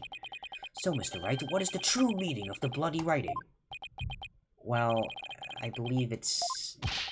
And no stalling! If you can't come up with an answer quickly, I will declare this discussion officially over. I'm in trouble now. What other meaning could it have besides the obvious one? Maybe it means something in another language? Or maybe it's a code? Think, Phoenix, you can do this. Which piece of evidence would tell us what the word woods really means? Okay. Let's take a look at this thing again.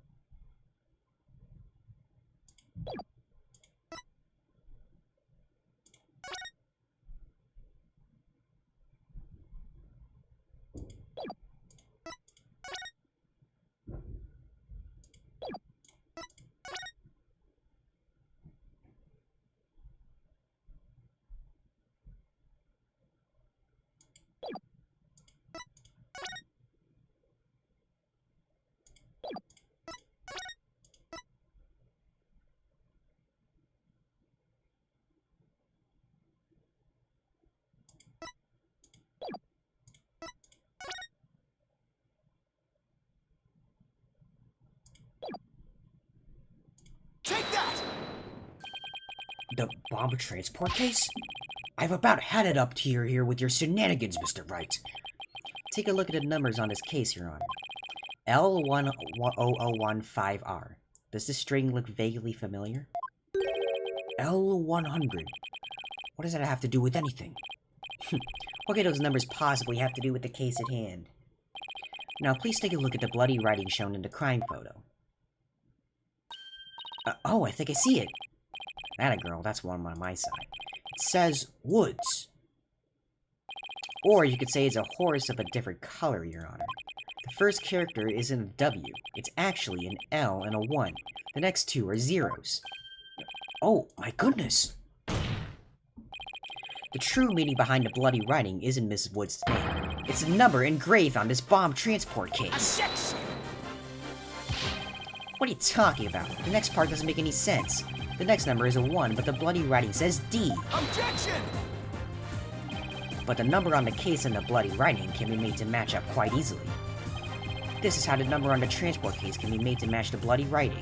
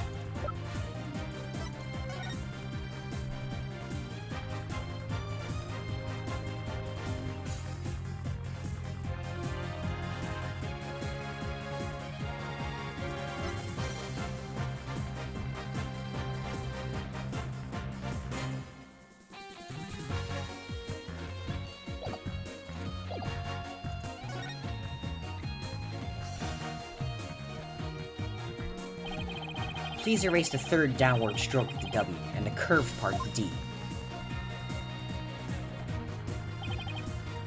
Wow, would you look at that? L. Lewis? No, Your Honor, it isn't meant to be read as a word. It's number L10015, which if you take away the final R,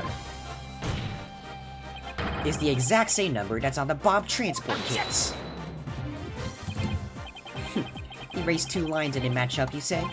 Well, I could change anything into anything else simply by erasing two lines. What if you erase two lines from your name? Would you be happy as Mr. Rye? Well, would you, Mr. Rye? The only right spelling is right. Okay, I'm doing pretty well here, and I think I've drawn the right conclusion. Detective Arm's field message to us is the bomb transport case number. Your Honor, the 2 lines were added by the real culprit to intentionally mislead people. What? The original message Detective Arm left behind was the transport case number, but whoever assaulted Apollo changed the message. If you're right, boss, then what do you suppose Detective Arm was trying to tell us? Good question. What does this number represent?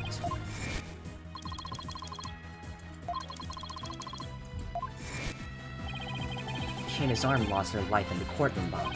The dying message could only have had one purpose. No. Tell us the name of the one responsible for the bombing. Well, don't keep us in suspense, Mr. Wright. Tell us who she was trying to name. The culprit that the victim was trying to identify is none other than... Take that! The defense wishes to indict Mr. Ted Tenate on a charge of the courtroom bombing. Ted Tenate? Apparently, disabling bombs isn't Mr. Tenate's only specialty. Somehow, the victim must have realized that he was the bomber, so when she was caught in the blast, she left his bomb transport case number as her dying message. She used Mr. Tenate's own ID number to figure him for the crime. Objection! Why would anyone go out their way to write an ID number? Wouldn't they simply write the person's name? He's got a good point there. What do you have to say to that, Mr. Wright? Not only Detective Arms would know the answer to that, but allow me to offer a theory. Perhaps Detective Arm couldn't recall Mr. Tenate's name in the heat of the moment. As I recall, this was the first meeting between the two. It's entirely possible they wouldn't have been familiar with each other. Or maybe using the ID number was a way to hide its true meaning from the real culprit, thus lowering the odds that they would erase the bloody writing. But no matter what the reason, the important thing is the meaning behind her message. The fact remains, she wrote Mr. Tenate's ID number. Objection! Now just one moment here. There hasn't been any proof yet that it was indeed Detective Arm who wrote it. The bloody writing wasn't found during the investigation after the blast. If Detective Arm had left a message, it should have been found at the time. Objection! Naturally, Mr. Tenate hid it before anyone could discover it, and there's a simple explanation for how he was able to do so. What? Mr. Tenate was able to cover the message up because he's...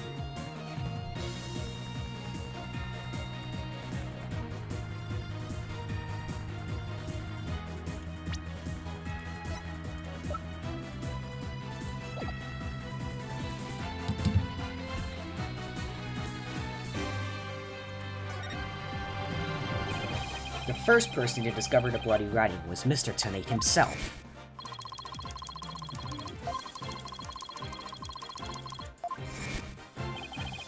When Mr. Tenate saw that the victim had written his ID number, he used the bomb transport case to cover up the bloody writing as a stopgap measure. Oh, so that's why the message in blood was under the transport case. He didn't have enough time to try and scrub away the writing. If he didn't report the body right away, he would have looked suspicious. So those letters lived on to serve another function, when Mr. Tenate used them in another incident. Oh, the assault on Mr. Justice. Exactly. Mr. Tenate hid up another plan to use the body writing for his own purposes, so he didn't clean it away. Instead, he made it look like Mr. Justice wrote it, by adding 2 lines to the writing that Detective Arm left behind. He changed the meaning of the message. He made it look like Mr. Justice was accusing Miss Woods of the attack. So that means the only person who could have altered the bloody writing was the courtroom bomber, who was the same person that assaulted Mr. Justice. And that person is Ted Tenate.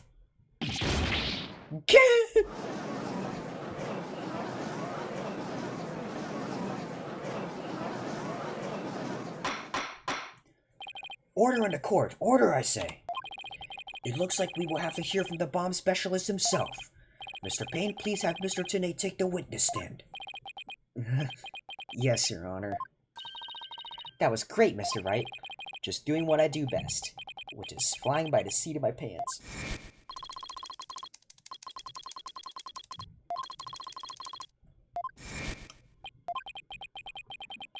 What did he say? I finally drawn Mr. Tenate back on the witness stand. Now, Looks like you'll get your wish, Goggle Man. Now watch me take your lies apart.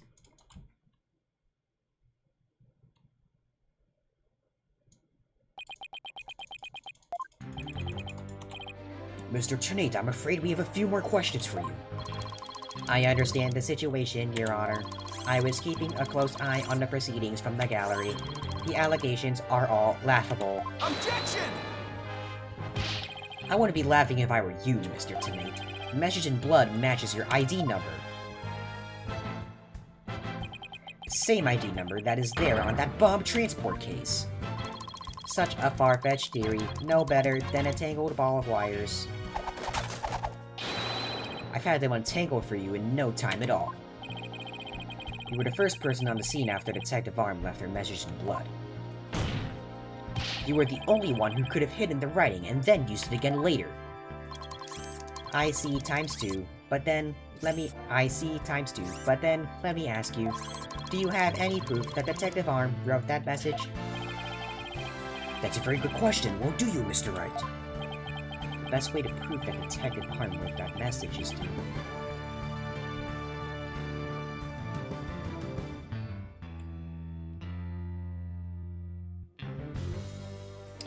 Well, it could be DNA, because, like, it's the blood, right?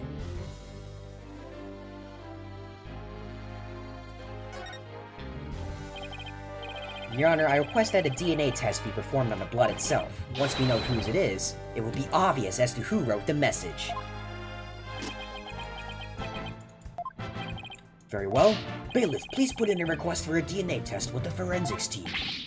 Yes, Your Honor. There will be some time before we have the results of the analysis. Until then, let's hear more from the witness. I would like nothing more, Your Honor. I want the court to hear how ridiculous the defense's theory is.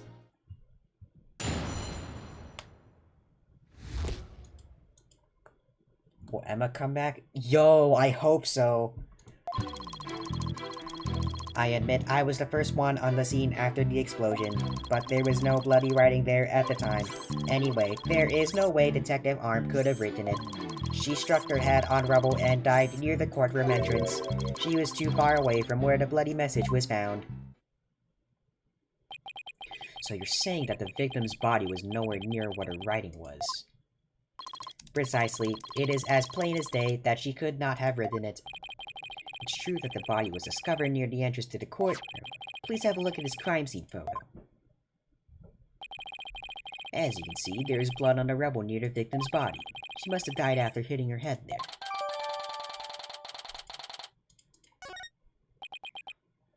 I see. Alright then, Mr. Wright, you may cross-examine the witness. Do you have what it takes to take my infallible testimony apart?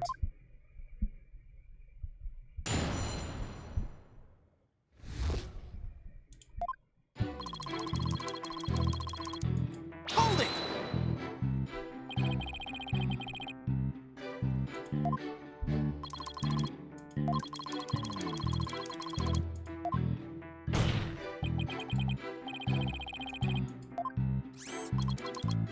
Objection!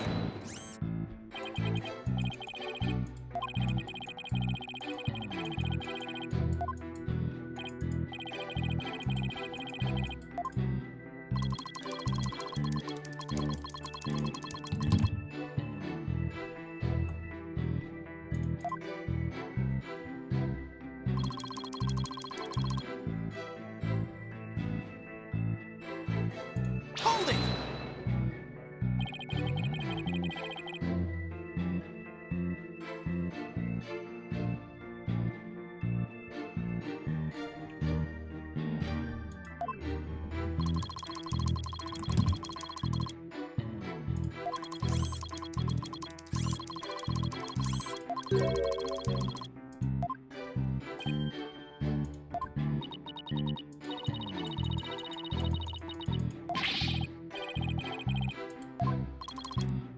Objection!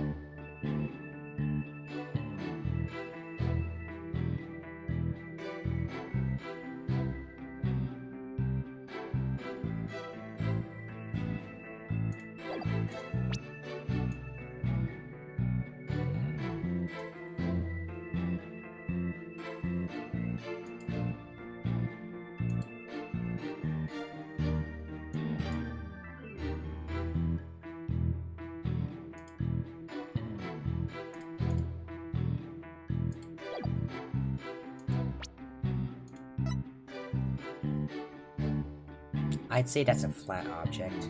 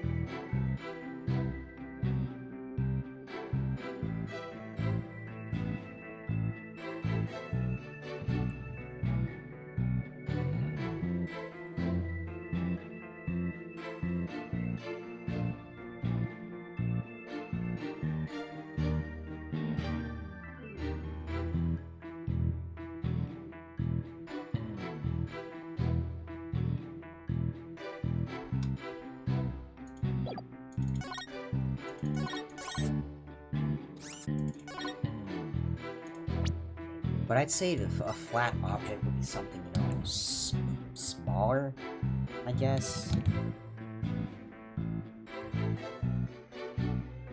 Yeah. It's sharp. I was thinking about, like, the lower half, like, that's flat, but, like, it looks like she hit her head on, like, that corner. Objection! You are a terrible liar, Mr. Tenate. Take a look at this autopsy, specifically the part about Detective Arm's head injury. Cause of death, trauma to back of head caused by impact with a flat object. Yes, what about it? Now take a good look at the bloody piece of rubber. It's sharp and pointed. Hey, you're right, boss, it is pointy, just like your hair. That is odd, isn't it? What could be the meaning of this contradiction? I believe it means the victim did not hit her head on this piece of rubble. The blood stain you see is just another fabrication.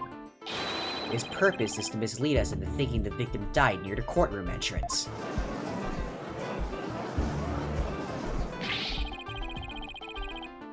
Maybe the culprit used the gavel. Are you claiming the culprit moved the victim's body? That's exactly what I'm claiming. The victim hit her head at some other location, most likely on the floor or some other flat surface, and this location was somewhere near where the bloody writing was found. In that case, she definitely could have written that message. Your Honor, I have the results of the bloodstain analysis. Ah, very good timing. Let's take a look. According to the report, the message was written in Detective Arm's blood. And as the defendant's claims, only the parts of that message that were added afterwards were written in Mr. Justice's blood.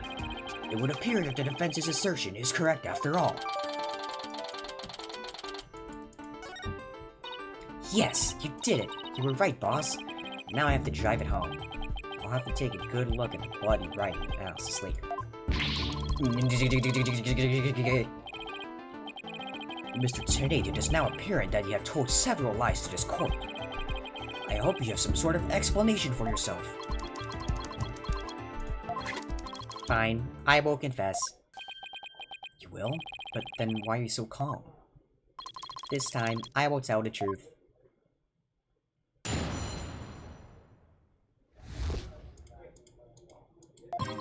It is true that Detective Arm wrote my ID number.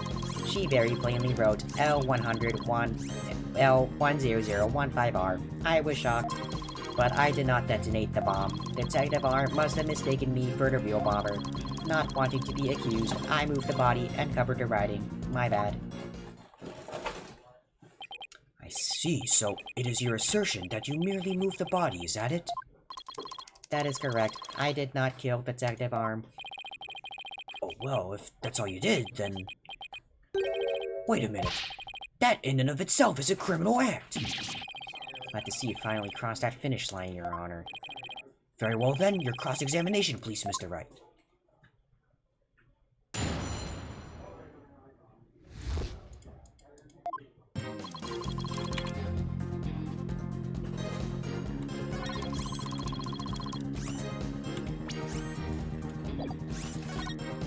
Hold it!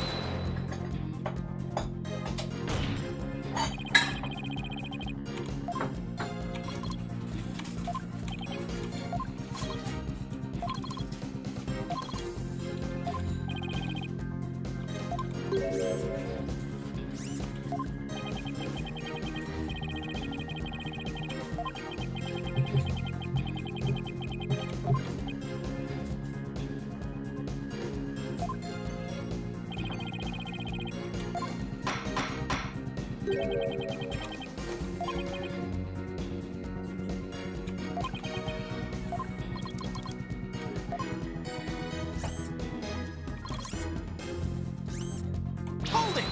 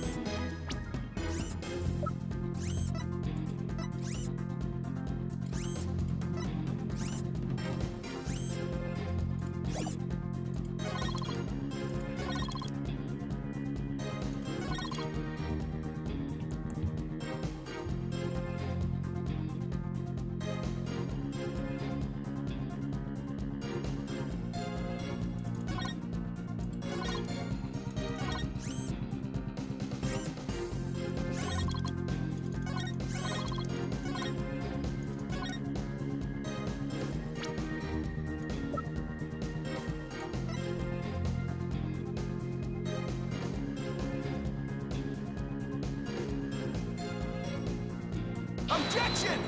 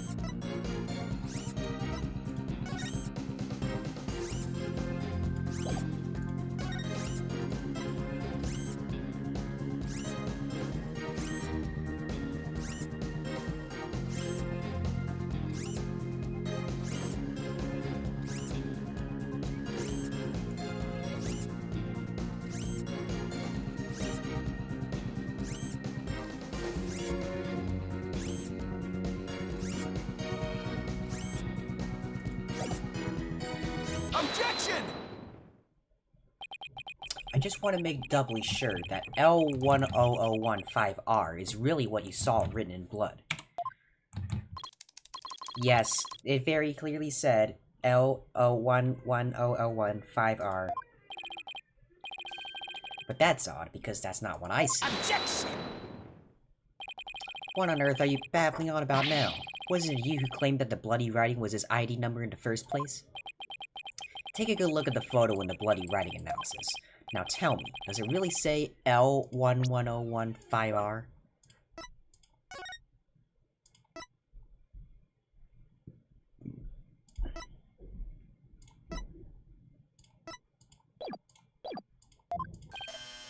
Oh.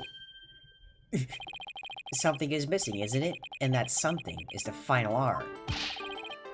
What is the meaning of this, Mr. Tonate? Uh-oh, alright, now I remember. There was no R on the end. It was just a slip of the finger, my bad. Come back, my beautiful contradiction. Mr. Wright, I'm not so sure it was just a simple slip of the finger. You have something for me, Athena? I sense that he's extremely agitated, almost panicked. He does look pretty flustered. Well, Mr. Wright, it appears it was nothing more than a mere mistake. I don't know. Did he really just make a typo? What about that R? Did Mr. Tonate really see it? Okay, actually, I need to do something real quick. I'll be right back.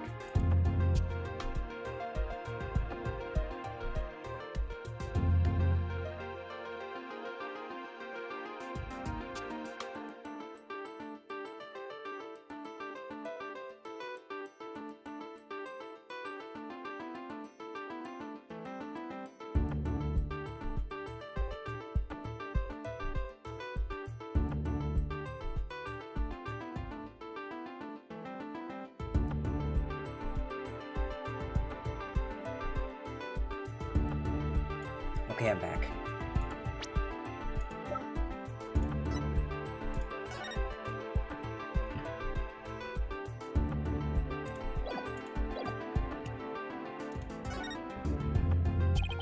Maybe Mr. Tate really did see the R, but there's no R anywhere in the bloody writing. What's going on here? Huh? Now that I take another good look at the photo, I think maybe... That's it! What is it now, Mr. Wright? Are you trying to imitate Apollo and his cords of steel? I've got it, so that's what happened. A slip at the finger.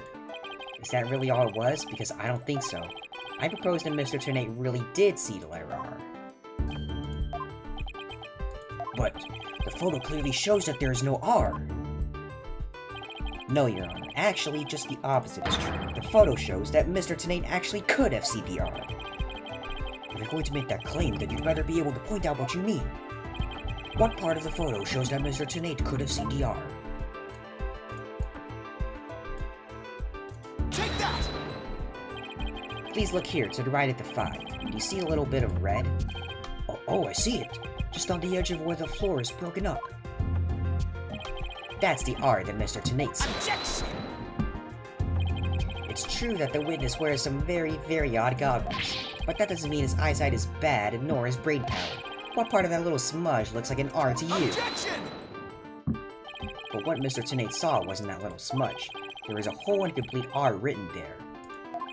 Before the floor was damaged by the explosion. Oh well, that explains it. Huh? Care to explain what you mean? Because you just proposed that everything happened in the exact opposite order. Yep, because that's the way it really went down. The timing of when the R was written turns everything about this case around. Now then, if the floor was damaged by the explosion, what was the message written? When was the message written? Well, obviously before.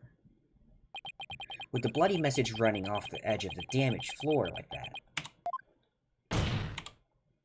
we can only conclude that it was written before the explosion. But that's ridiculous. If that were true, it overturns your own premise. That's right, it does. In fact, it turns everything upside down. The victim was not killed by the explosion in the courtroom. She was killed before the explosion ever occurred.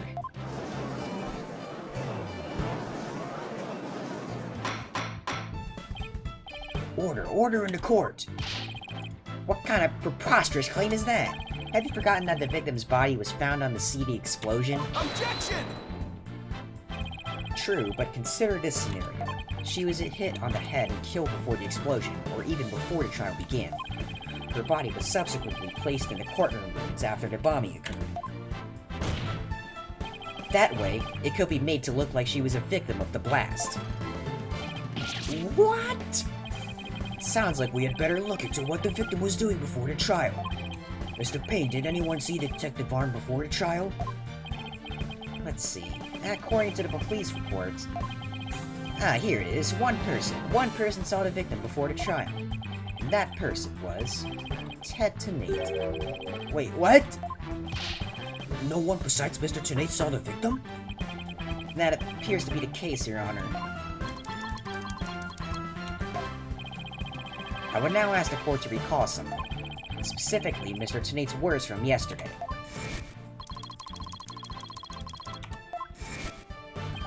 Oh my. Mr. Ternate, just before the trial, you were with the victim. The two of you were together at the scene of the crime, courtroom number 4.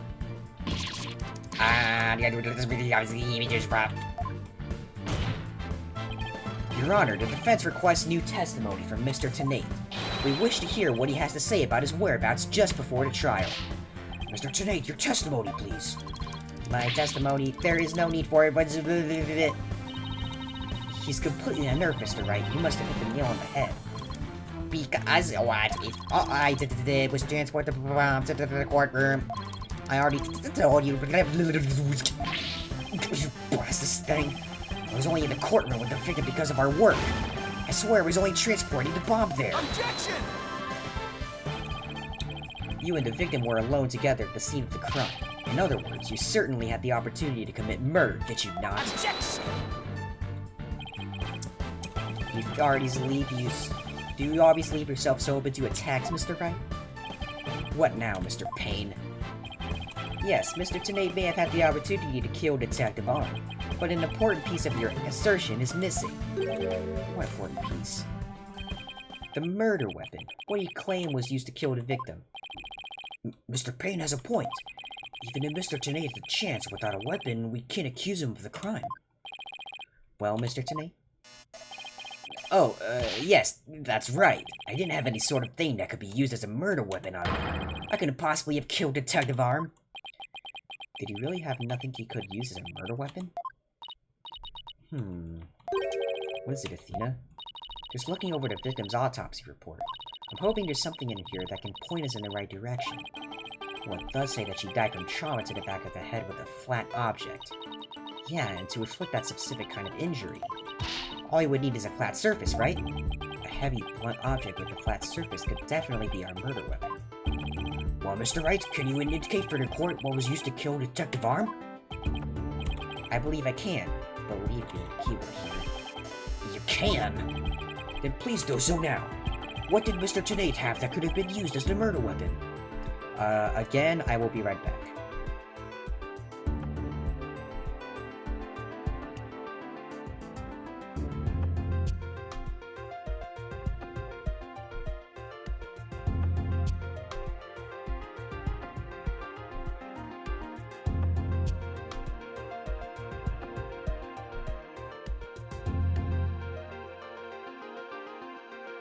I am back again.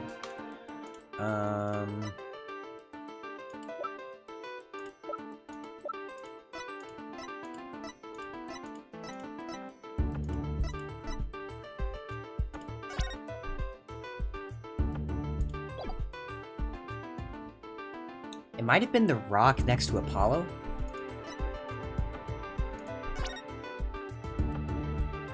Nothing on the bomb transport case.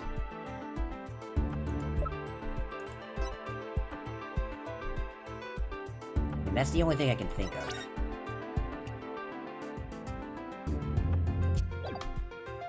Either this or this. But I'm thinking this. I have 2 hit points left, so I can... Take that! I can take it. Okay, that's not it.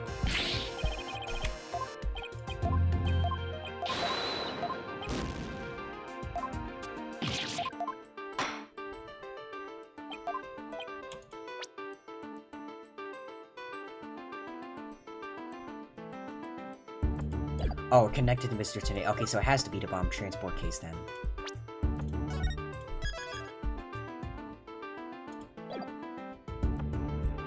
Take that! Okay, never mind.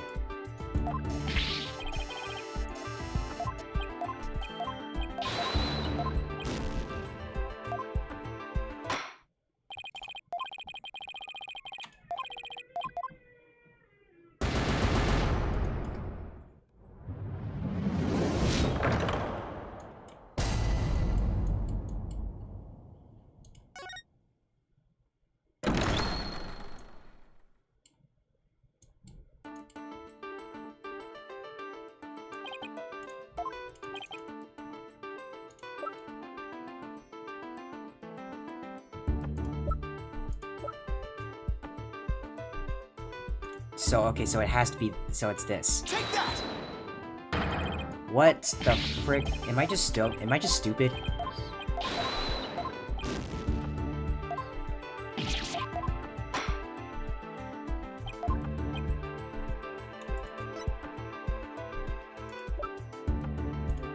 No, I think I got it.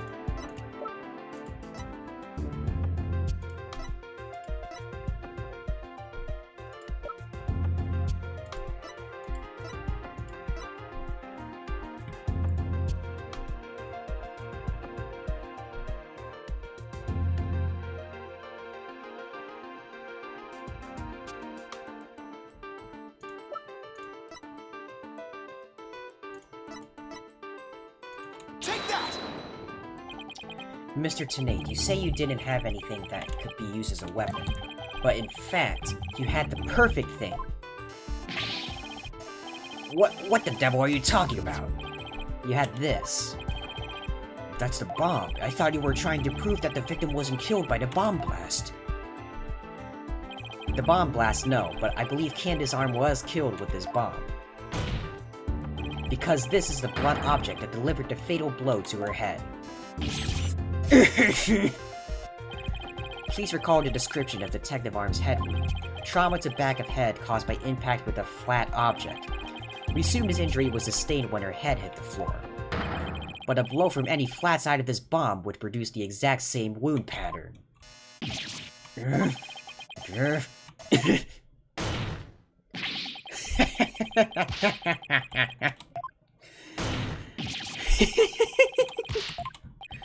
What's with him? Then show me some proof! Where's the evidence that I hit the victim with the bomb? He's right, I don't have any decisive... Did you find any of the victim's blood on the bomb? That would be the decisive proof. But too bad, the bomb is blown to bits. It's long gone. Boom! Game over. Yeah! Mr. Wright, is there really nothing on the bomb in the photo? I don't see any blood or anything. Wait, the timer display's a little broken here. Maybe it broke and it made contact with Detective Arm's head. That's definitely a distinct possibility, but unless we find a fragment with the victim's blood on it, it's not gonna count. I guess you're right. By setting off the bomb, Tanae managed to obliterate all traces of the murder weapon. What in the world do I do now? At times like this, I gotta change gears and look at things in a different way. Instead of looking for the things he wasn't able to hide, I should be looking for a way to expose the things he did hide. Tanae murdered Detective Arm before trial started. Then he placed her body in the courtroom after the bomb went off, which means there was something he needed to keep hidden until then. And I think I have just the thing. Time to present the photo that shows exactly what Mr. Tanae had to hide.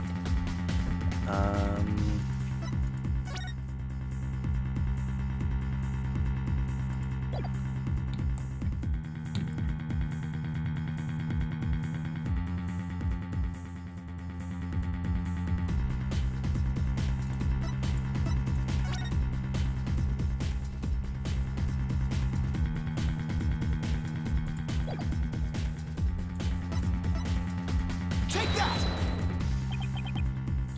Your Honor, there's something we've all been overlooking. If the murder took place before the trial, then Mr. Tanae would have had to hide the body somewhere during the trial. Hey, you're right, if we could figure out where the hiding place was. Exactly. We might be able to find some evidence we can pin him down with. So where could Mr. Tanae have hidden the body during the trial?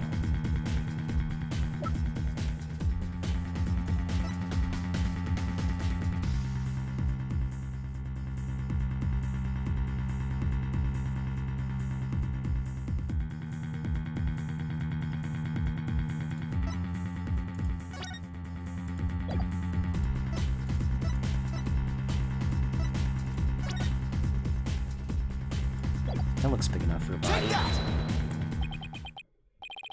Wait, a box big enough for a body. A box that was in the courtroom the whole time. A box nobody would touch if they thought there was a bomb in it. Mr. Tanae. What is it? Do you finally have some decisive evidence to show me? No, you're the one who's going to show it to me. Come again? You heard me. Now show me what's inside that bomb transport case! What? Why? No, there's no need! I've got it now. Just before the trial, you killed the victim with a blunt object. And then, you placed her body in the ruins of the courtroom after the bomb went off. Clearly, you were trying to make it look like she died in the explosion. But where was the body hidden during the trial? Oh, I hadn't thought of that. The answer is right here. Inside a box made of thick alloy plating that can withstand any impact. No, they're completely false. If it's false, you should have no objections to showing us your transport case. So, let's open it up and take a look inside, shall we?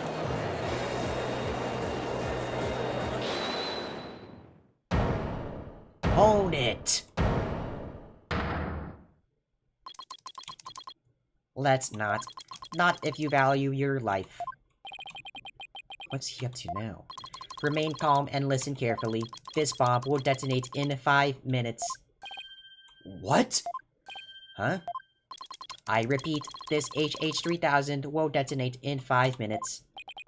What's going on? Your Honor, I recommend you adjourn this trial before this bomb goes off.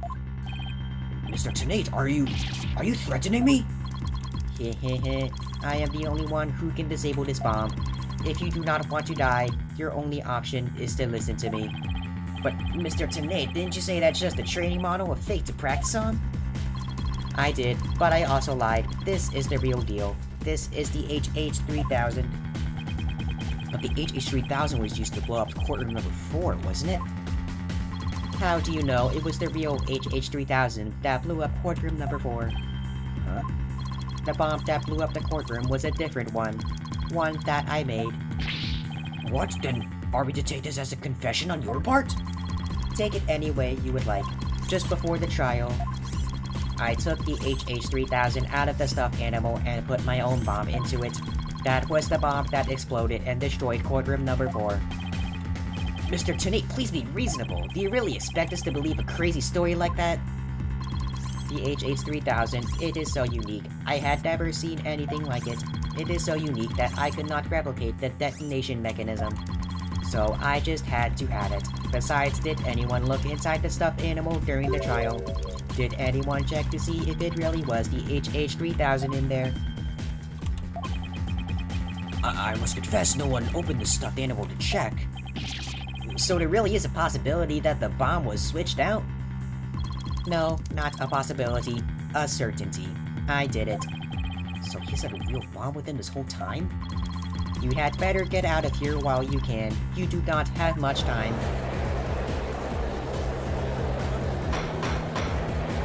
Order! Order in the court! I'm out of here. It's gonna blow. Run!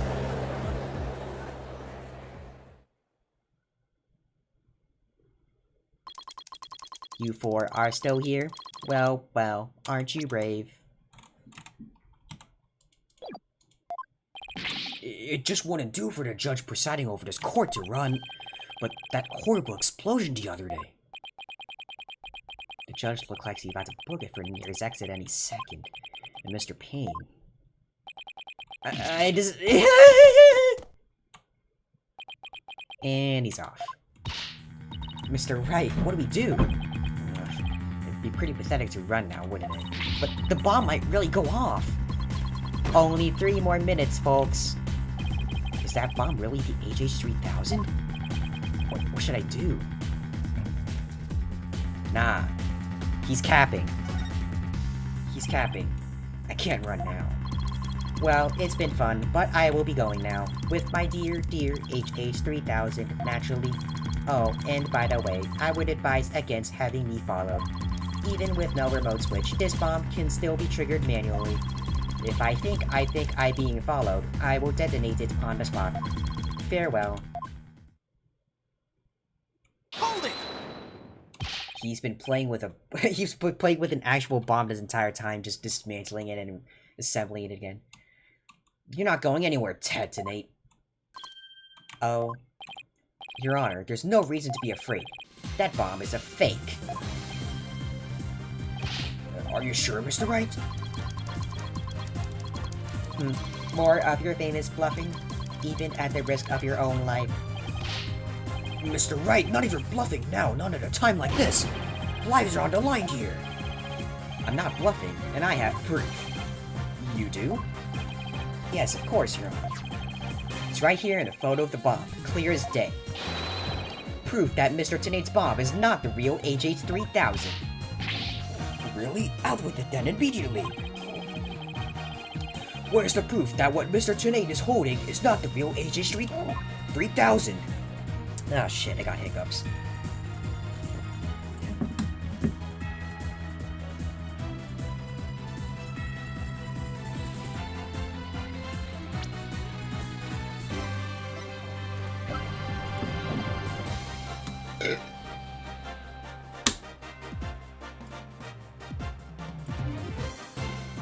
Yeah, there were external wires.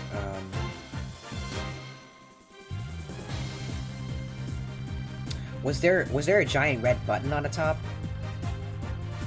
I couldn't really take a good look at what he was holding. so we can't point to that.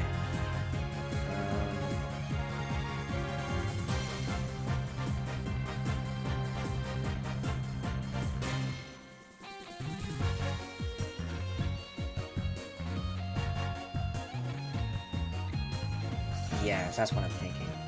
But if there's no external wires, but where would I point that?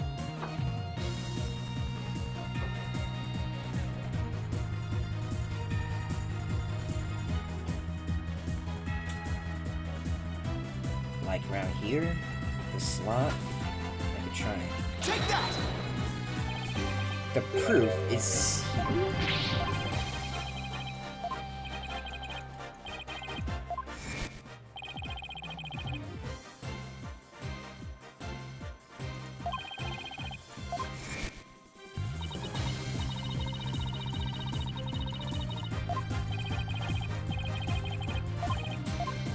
Well, at least we don't have,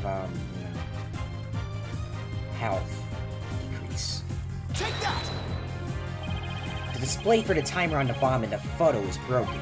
Most likely it broke when Mr. Tenate used the bomb to attack Detective Arm. But the display on the bomb in front of us is not broken. Oh, well I guess it was the display. Therefore, this is not the real HH3000. Mr. Tenate was clearly lying when he said he switched out the bomb and the stuffed animal.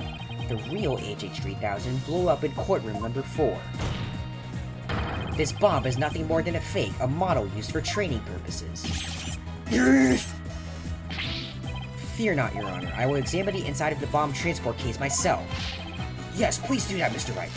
No, stop!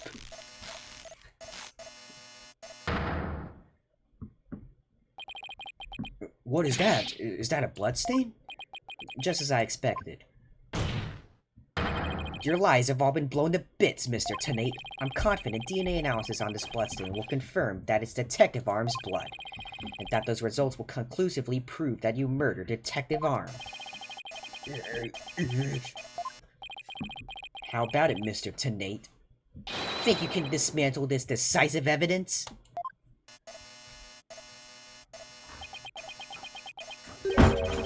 Dismantle it? You're too late. You missed your chance to run, so now you're out of time. This HH3000 is about to explode! Don't try to threaten us, Mr. Tenate. I've already proved that your bomb is a fake. It's real! This bomb is the real thing, I tell you! It's real!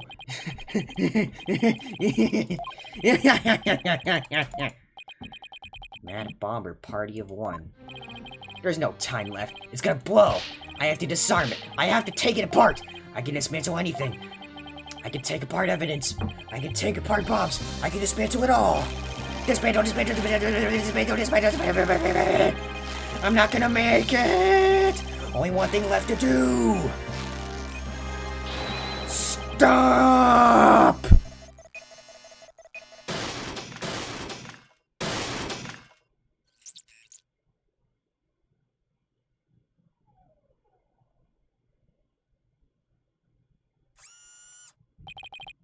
Made it!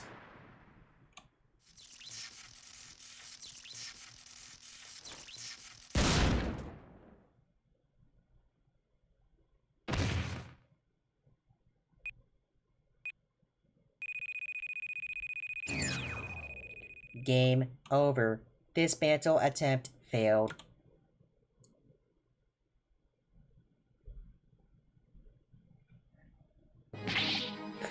It's all over. My life has been blown to pieces. It's all that stupid woman's fault. I was selling the bombs I disarmed on the black market. When I tried to take this one, she just had to notice, didn't she? She confronted me in courtroom number 4 that day. That's why I had no choice. Before I knew what I was doing, I hit her. It's all her fault. While I was looking for a place to hide her body, she left a message in her own blood. The trial was about to start, so I didn't have time to clean it up, and now all this. I thought for sure I could decide her death with an explosion. Then that stupid defense attorney started sticking his nose in my business. After my testimony yesterday, I went to courtroom number 4, and I found a kid all up in my bomb transport case. That's when I snuck up behind him, and bam! And when the idiot police arrested that little girl, I thought for sure I could put it all on her. Why? Why?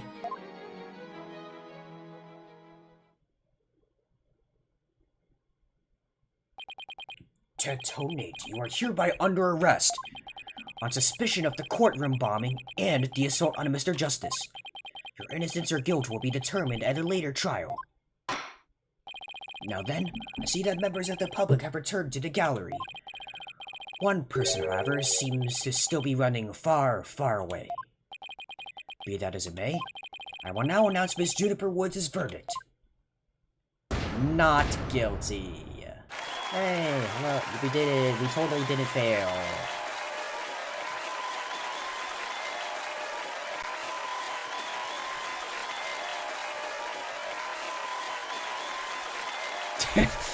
Pain just dipped.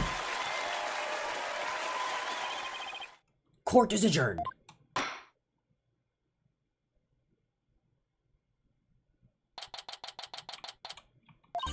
You did it, boss! Yeah, I guess we managed to pull it off somehow. So many mysteries cleared up all at once. It was amazing. It just sort of worked out that way, didn't it? That's not the kind of thing that usually just works out. You made it happen. And the way that mean old prosecutor hightailed it out of here, that was great. Mr. Wright, Athena, thank you for everything you did for me. I'm so happy for you, Julie. Now you can go back home to the forest in peace. I hope that both of you will come and visit me there sometime. That would be nice. Thank you for the invitation. I don't know, Mr. Wright. I'm not so sure you can make it all the way up to Junie's house. How high up do you live again, Junie? Around 3,000 feet, I think. What? That's no forest, that's a mountain. But, you know, boss, there's something that still bothers me about this case. One little mystery we never got around to solving. Oh, that? Yeah, I was wondering about that too. Is this the unsolved mystery you're thinking of?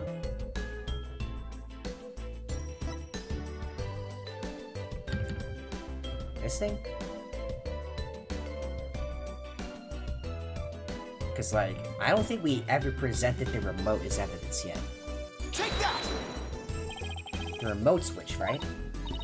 Yeah, I wonder what it disappeared to. Maybe Mr. Tenay just got rid of it somewhere.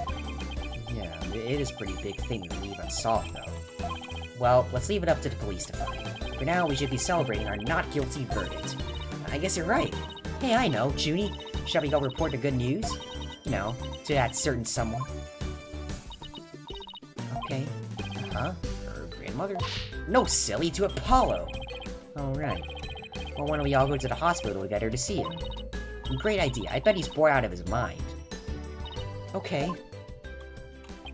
And so the courtroom bombing case came to a close.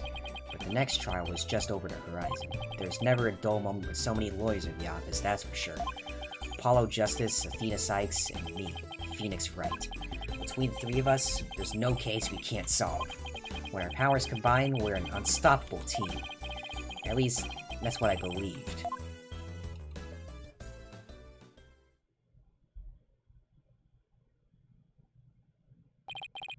But all of that changed with what Apollo said to us that day. It was something that would put my faith in us to the ultimate test.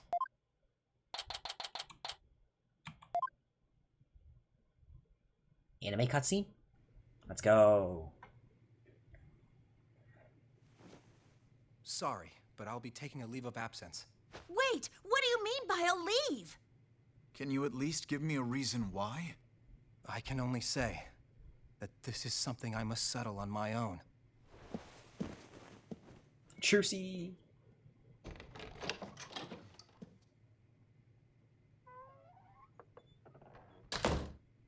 No. He left us.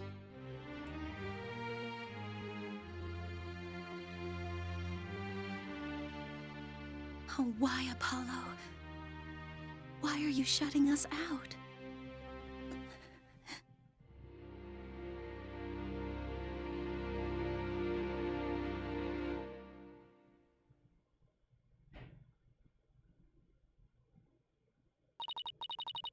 What happened to you, Apollo? Ever since you... Whoa.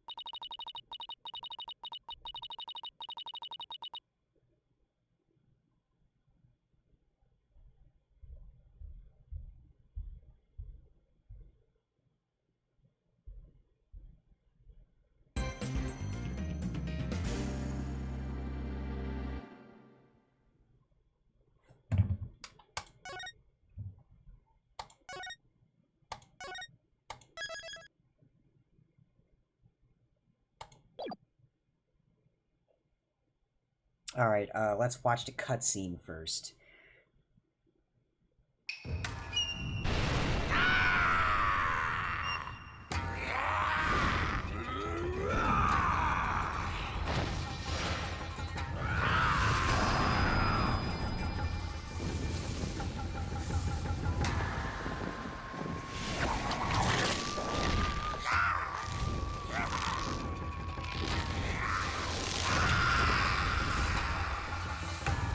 Long, long ago, the nine-tailed fox defeated the evil Tenmataro and sealed the fallen demon away.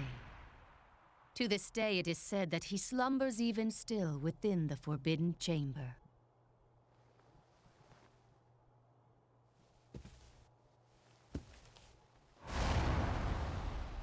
Night, night, Alderman. Sweet dreams.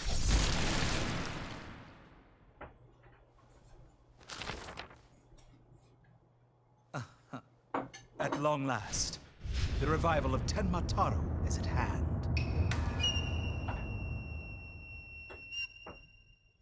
A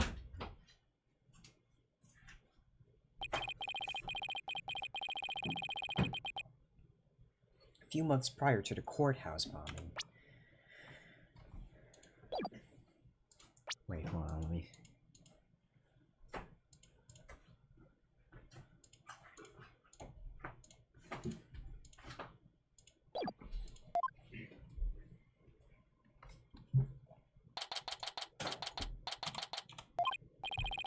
Guess I'm a little early. Oh, hey, Apollo. Getting an early start today? Yeah, this is the first job I've had in a while, after all. Well, are we all fired up? Well, it's not every day I get a call from Mr. Wright. What kind of work is it anyway? Mr. Wright didn't mention any details. Work? Is that how he put it? Don't tell me he just wants me to clean the toilet again. You've really become a fixture around here, Apollo. Come to think of it, it's been almost a year since I was hired.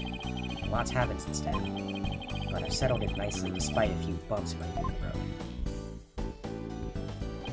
My name is Apollo Justice. I've been practicing law for about a year, but I still have a lot to learn. This is the Write Anything agency, and it's where I work.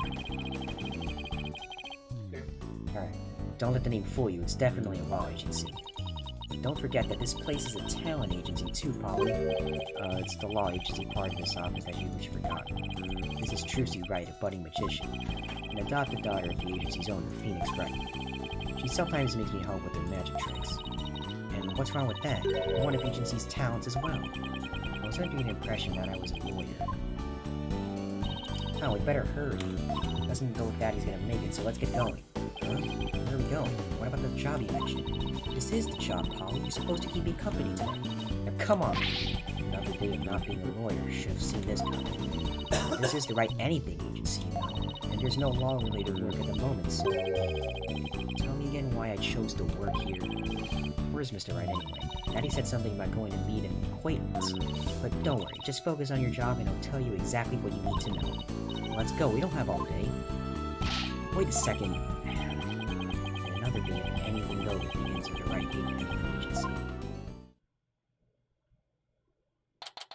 Alright, it's getting late, so I think I'm gonna stop here. I'll save here. Sorry about that. Sorry for the abrupt ending, but I'm gonna end the stream here. We'll do more of the beginning of chapter 2 in a future stream. So thank you guys for watching. The VOD will be up on YouTube